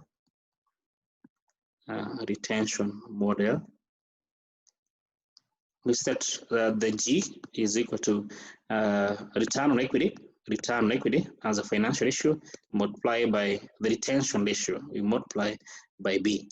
Okay, here B is the retention ratio. Here B here is the retention ratio. Okay, these are the two models you can use when it comes to estimating what ought to be the growth in the dividend. Okay. That is again the cost of equity through the use of the dividend growth model. In the case of the capital as a pricing model, is the cost of equity is equal to the risk-free return multiplied by equity beta, return of the market portfolio minus the risk-free rate of return. Okay, and same as cost of equity is equal to risk-free plus equity beta. We multiply by equity risk premium. Okay. Look at RM minus RF is what we call the equity risk premium. Okay, RM minus RF is referred to as the equity risk premium. Just in case the examiner won't confuse you because he has done that in the past. okay, the equity risk premium, okay. And then we get the cost of equity, but through the use of the two models, okay. Which one do you use? Of course, you go through the question to estimate what available information are given to you, okay, to determine therefore what model should I use, okay. And that's what the cost of equity. Of course, this is the bulk part of the cost of capital. Okay, the others, they're quite easy, okay. If you're going to use, okay, that's for the cost of equity, okay, hope all is clear. You're going to determine the cost of debt, okay, you're going to determine the cost of debt, you have to determine whether this is a bond, or in case this is a loan. In case it's a bank loan, therefore the cost of the debt is simply the interest you pay net of tax, okay, the interest you pay the bank 1 minus T, in case there's a bank loan. In case a bond, don't forget to use the fundamental theory of valuation. We use the fundamental theory of valuation, okay.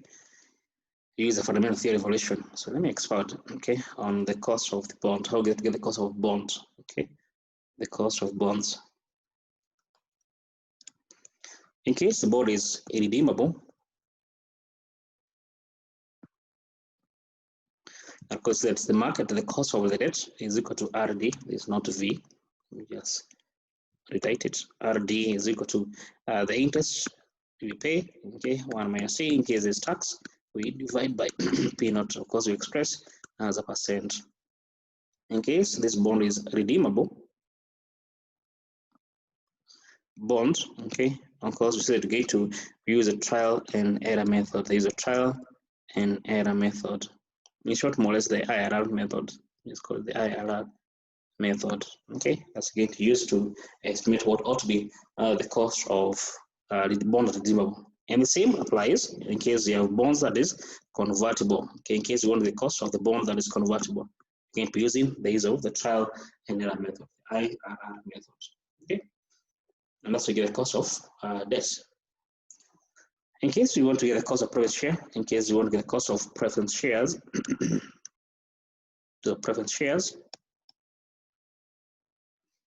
okay, so that RP, okay, is equal to the preferred dividend. We divide by the current market value of preference share, and we express this as a percent. Okay, that's how we get the cost of preference shares.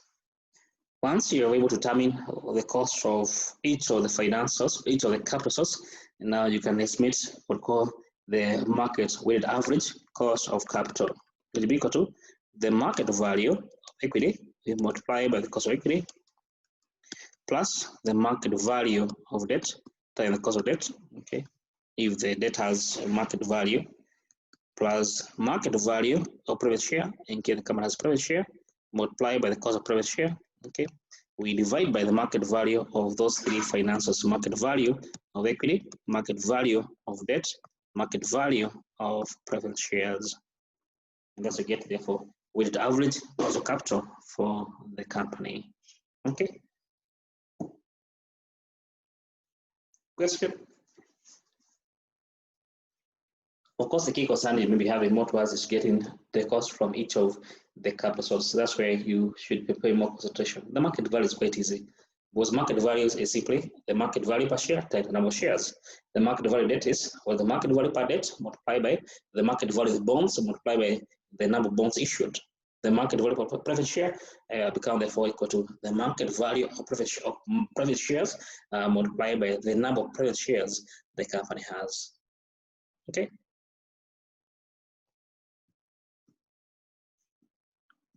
Question.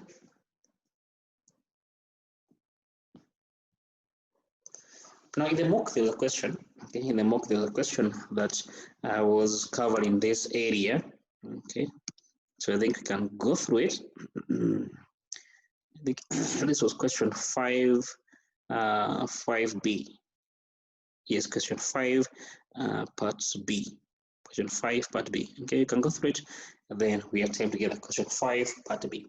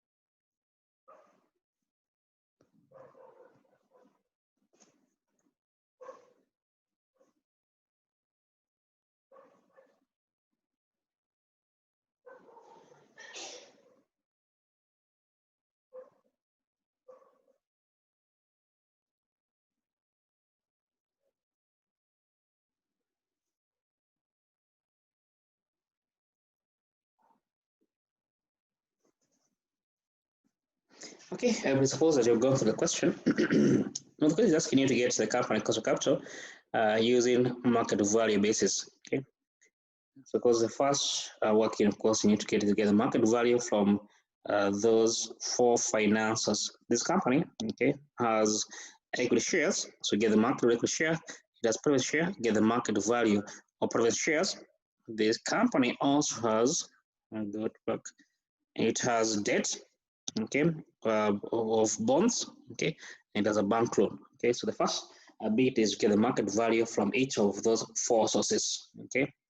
So and I'll begin there to get the market value, okay. So I prefer to always get the easy mark first, in quote, okay.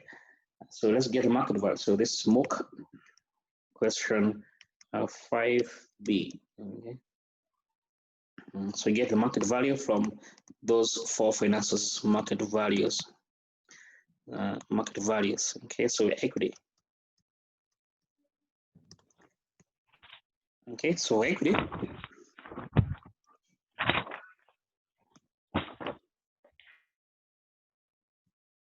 Okay, equity.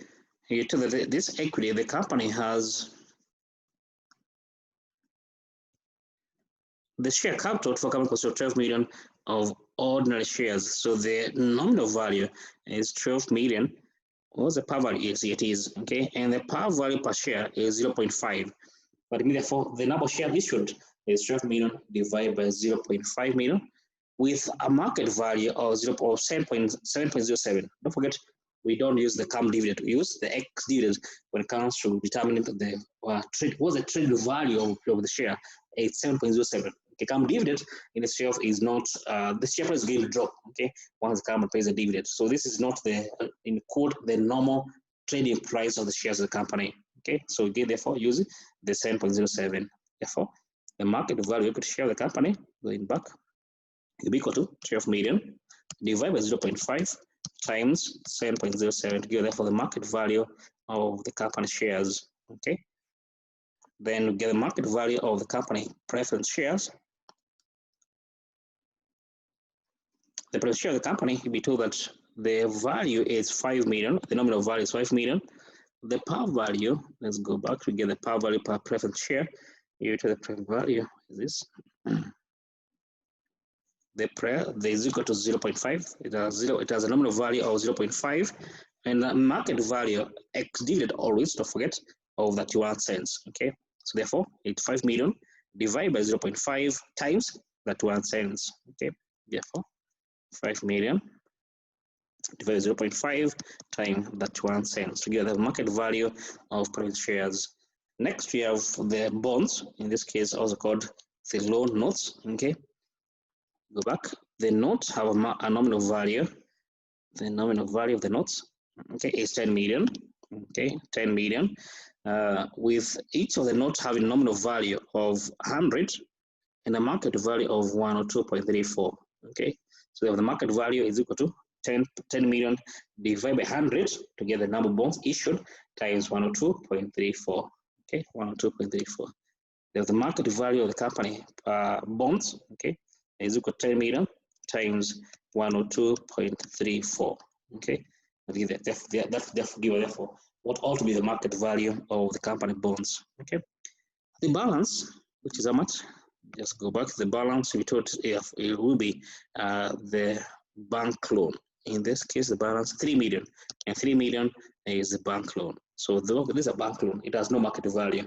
So therefore, we're going to use it as it is. Okay, we're going to use it as 3 million because it has no market value. We use its book value.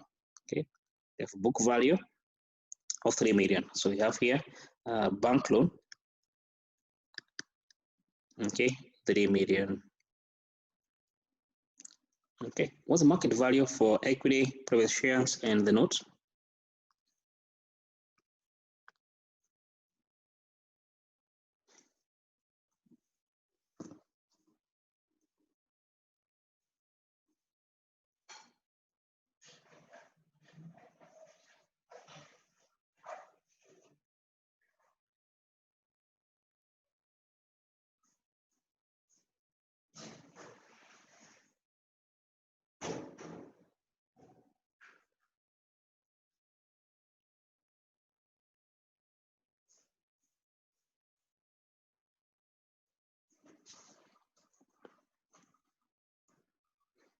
For equity, we get 169.68 million.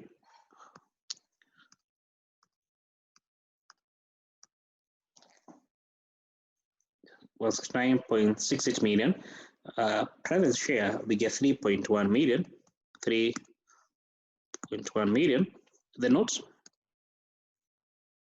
we get 10.234 million. Total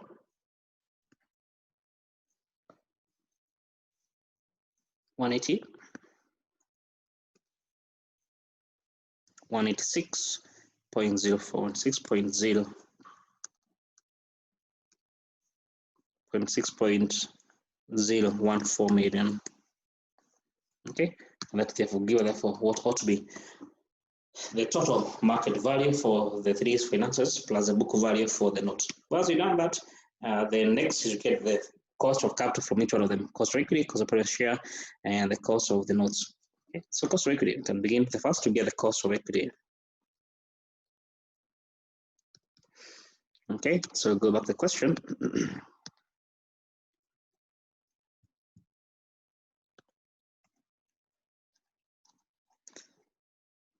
Okay, let me rub off these to start from a clean slate.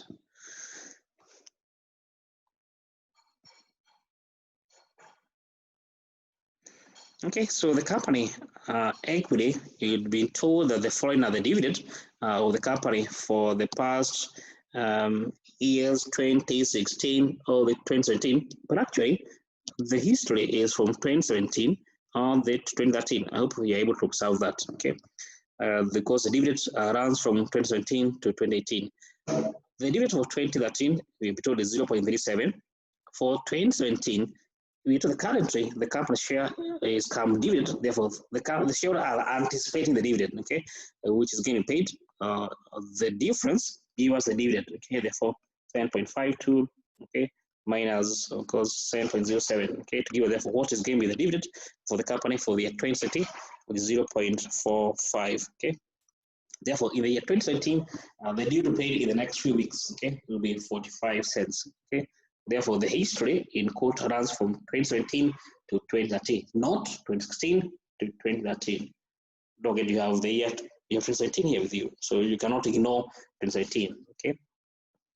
Therefore, you can get the G. Okay. We have the dividend. Therefore, don't forget these are the dividend. Therefore, we get to use the dividend valuation model.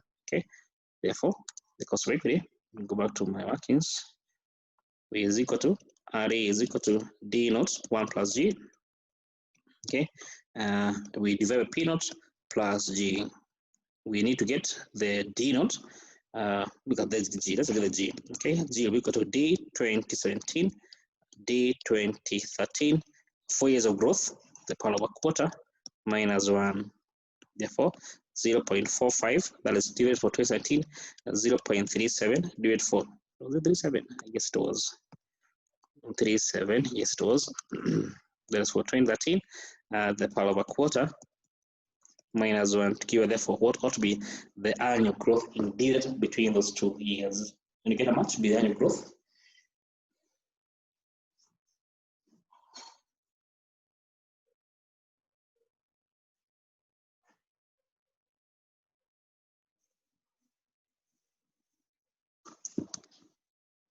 We get 5.02, so we get 5.02% to be the growth in the dividend. P naught, we have it already. P naught, don't forget P naught is the X dividend market value, 7.07.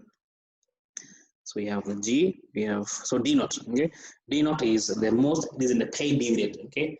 Now, in this example, you know the dividend of the company, or the share price of the company is trading come dividend, okay? Is trading come dividend, okay?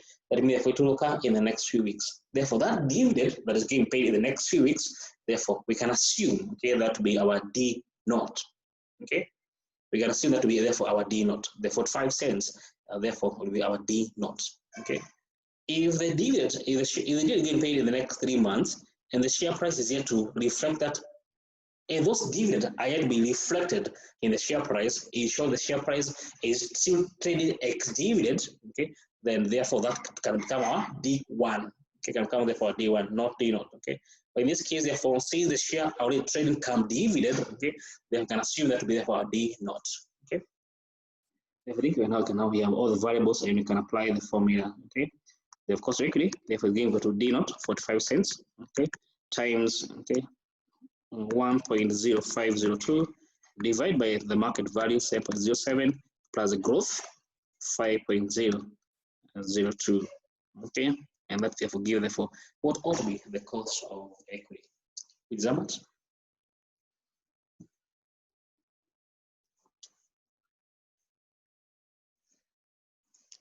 Don't forget, as just mentioned, that D0 is the most recently paid dividend.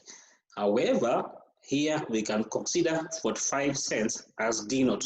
Why? Because the share price is already come dividend. That may be getting paid in the next few days. That's therefore simply be like our D0. Okay.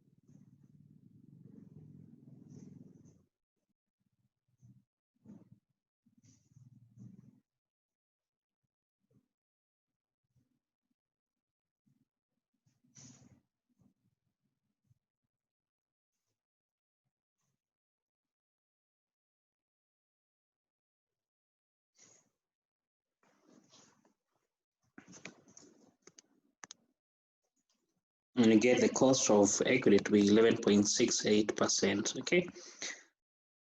Next, we get the cost of debt, I guess. Let's check. We just go to systematically. We go the cost of preference share. The next, I guess, can get the cost of preference share. Okay. So cost of preference share.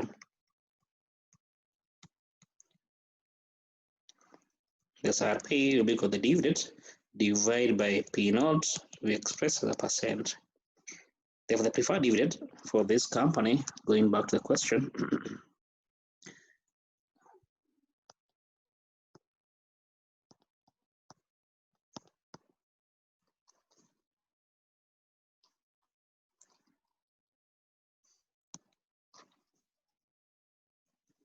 okay, so the company has 5% preference share, okay, and have a nominal value of 45 cents. Don't forget the preferred dividend are paid based on the nominal value. Okay, that's what you have to be quite careful because I've seen most of you make that mistake. Okay, and actually I'll share your MOOC hopefully by the end of tomorrow. Okay, I'll share your MOOCs. Or have I? I'm not sure that I'll share the MOOCs. If I'm not, I'll share them tomorrow. I hope I'll share them tomorrow. If I'm not sharing them already. For this company, the price share, they do pay at 5%. Look, they pay based on the nominal value, and the pay note is at 1 cent. Okay, therefore, I guess you have all the variables required. Therefore, the preferred dividend, with the question, will be equal to preferred dividend will be equal to 5%. We multiply by the nominal value of 0.5 to give us 2.5 cents. To give us 2.5 cents to be the preferred dividend. Okay, therefore the cost of preferred dividend is the dividend 2.5 cents. We divide market value that 1 cent and express as a percent. It was how much to be the cost of preferred share for this company to give us 8.06% with the cost of preferred shares for this company. Okay, next we get the cost of the note. Okay, so next is the cost of the note. Okay, cost of the bond, or cost of simply the cost of the note. Okay, we see that we are going to be using the fundamental view relation that the market value of the bond P note is equal to sum of the present value of the interest you'll be receiving for the first year, present value earned factor, so times present value factor, from the first year all the way to the end year, okay, R percent, okay, plus the present value of the redemption value, present value interest factor, N years R percent, okay, and then therefore give therefore what ought to be the cost of the market value of the bond, therefore as per the fundamental theory of valuation, okay. Therefore, in case our main concern is to get the R, okay, the discount rate, this R here, the discount rate. Therefore, say if you have to use the correct discount rate, then we go to get a zero, the difference between the market value and the sum of those present value, those cash flows. So negative P naught plus the interest you'll be getting 1 minus T,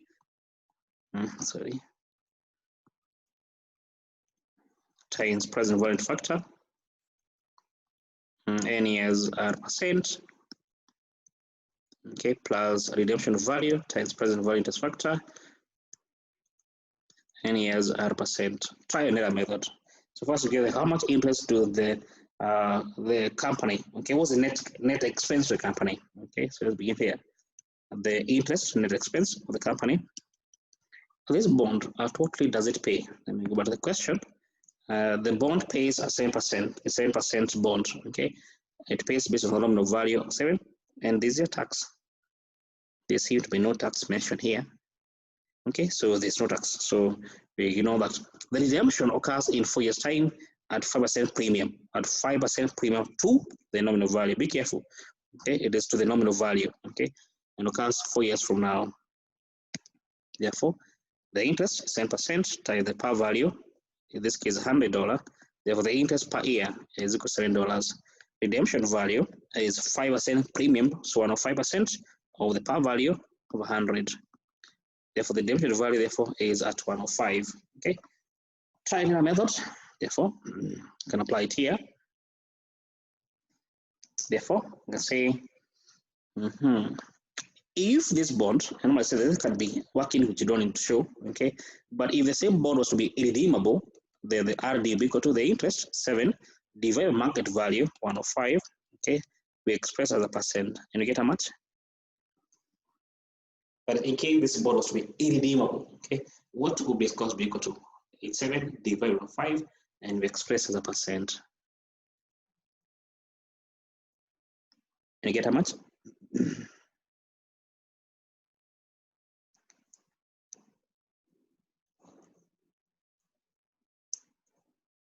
And get 6.67%.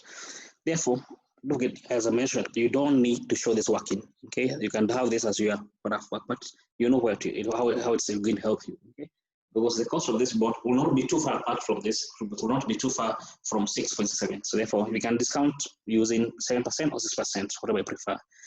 Let's discount 7%. Okay, my first trial. Okay, at 10%. Excuse me? Yes. The question actually made reference to corporation tax of 30%. It has done that? Yes, at the top. Wow, if it has done that, then we need to make some slight adjustment to our workings then. If it has done that, yes, thank you. Yes, there's tax here of that percent. Yes, we have a tax of 30%. Wow, okay. Let's adjust our workings because the interest therefore to be received is given net of tax. Therefore here the interest, we need to make an adjustment here. Therefore here we need to make a slight adjustment. But the tax you get, the interest expense to the company is given 30% less. Okay, therefore multiply by 1 minus 0.3. Oh, thank you. And you get 4.9. And therefore we need to make an adjustment here, the interest, because now it is not equal to 7%. The net of tax is 4.9. And you get 4 points.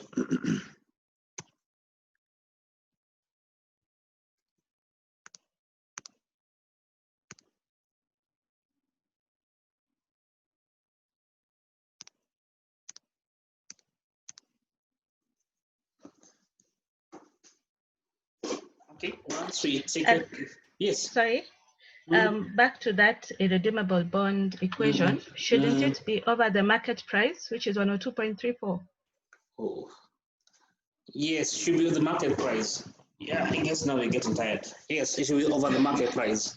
Yes, now it should be over the market price. Yeah. Yeah, it should be RD for a denominator with the interest, the net interest, 1 minus T. We divide by P naught, and we express this as a percent. P naught be the market price, yes. Not 105, but should be 102.34. The market price of, let's look the entire of it. Okay, is meant to be equal to, RD is meant to be 4.9 divided by 102.34, and we express as a percent. And you get 4 point.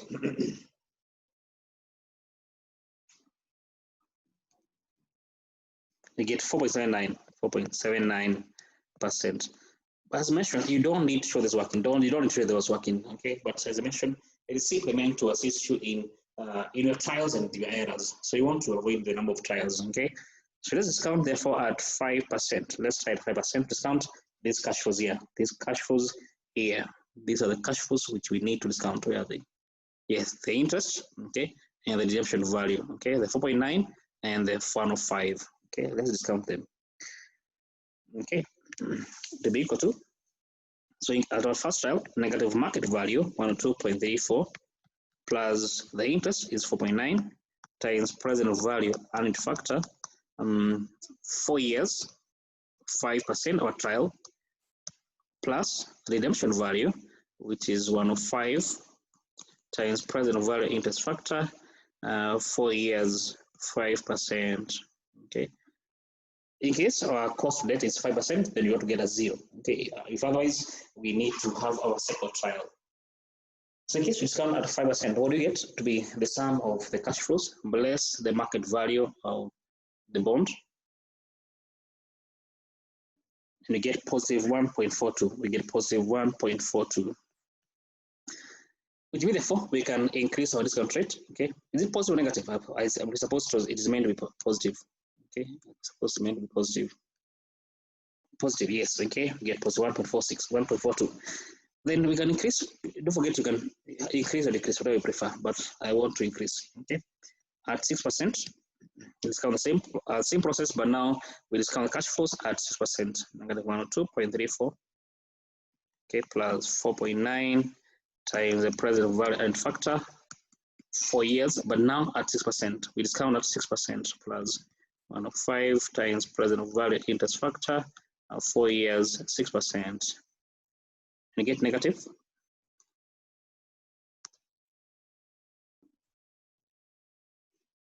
We get negative 2.19, negative 2.19. Okay. It implies therefore the cost of this bond is between 5 and 6. Okay. Therefore, if we are to apply the IRR formula, okay, you can say RD equal to the lower discount rate 5%. The difference between the two discount rate 6% minus 5%. Okay, that is 1%. Value at 5%, 1.42. 1.42 value 5% minus the value at 6%, which is 2.19. And that gives therefore what will be the cost of this bond, which is 5 point. And you get 5.39, 5.4, 5.39% to the cost of this bond. 5.39% to the cost of this bond. And lastly, once you've obtained the cost of the bond, let's try to get the cost of the bank loan. Okay, very straightforward. Okay, the cost of the bank loan. Okay, so cost of bank loan is equal to the interest the company pay less of tax. So this bank loan, at what rate the company acquired the bank loan? So I'll go back to the question. The loan was acquired at what rate? What was the cost of the bank loan?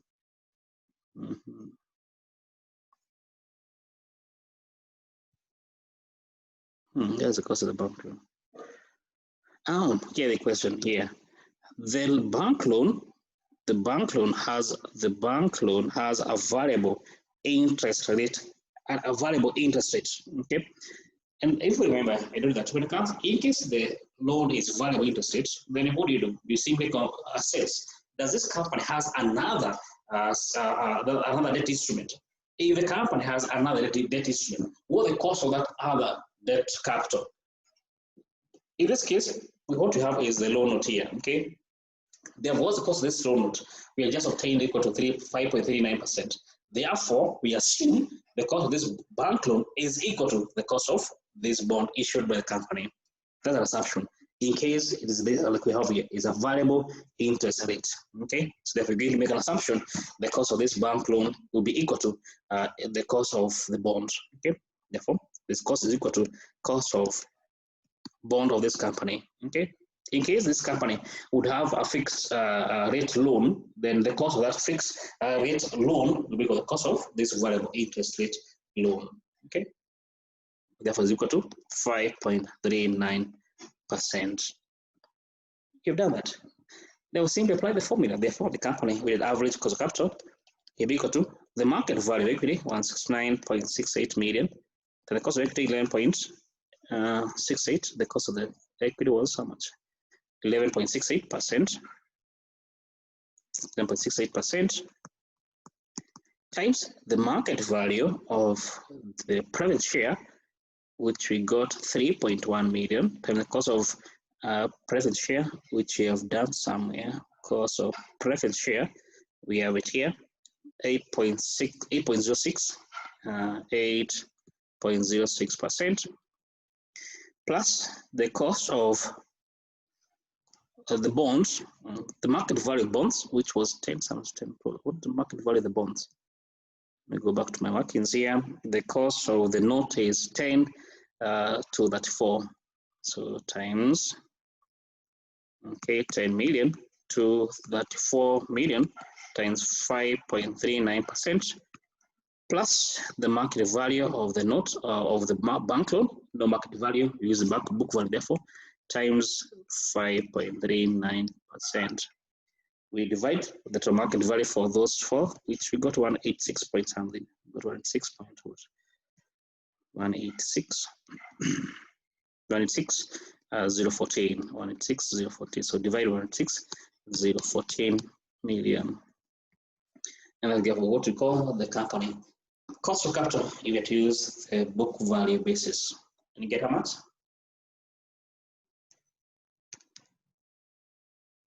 You get 11.19%. Confirm.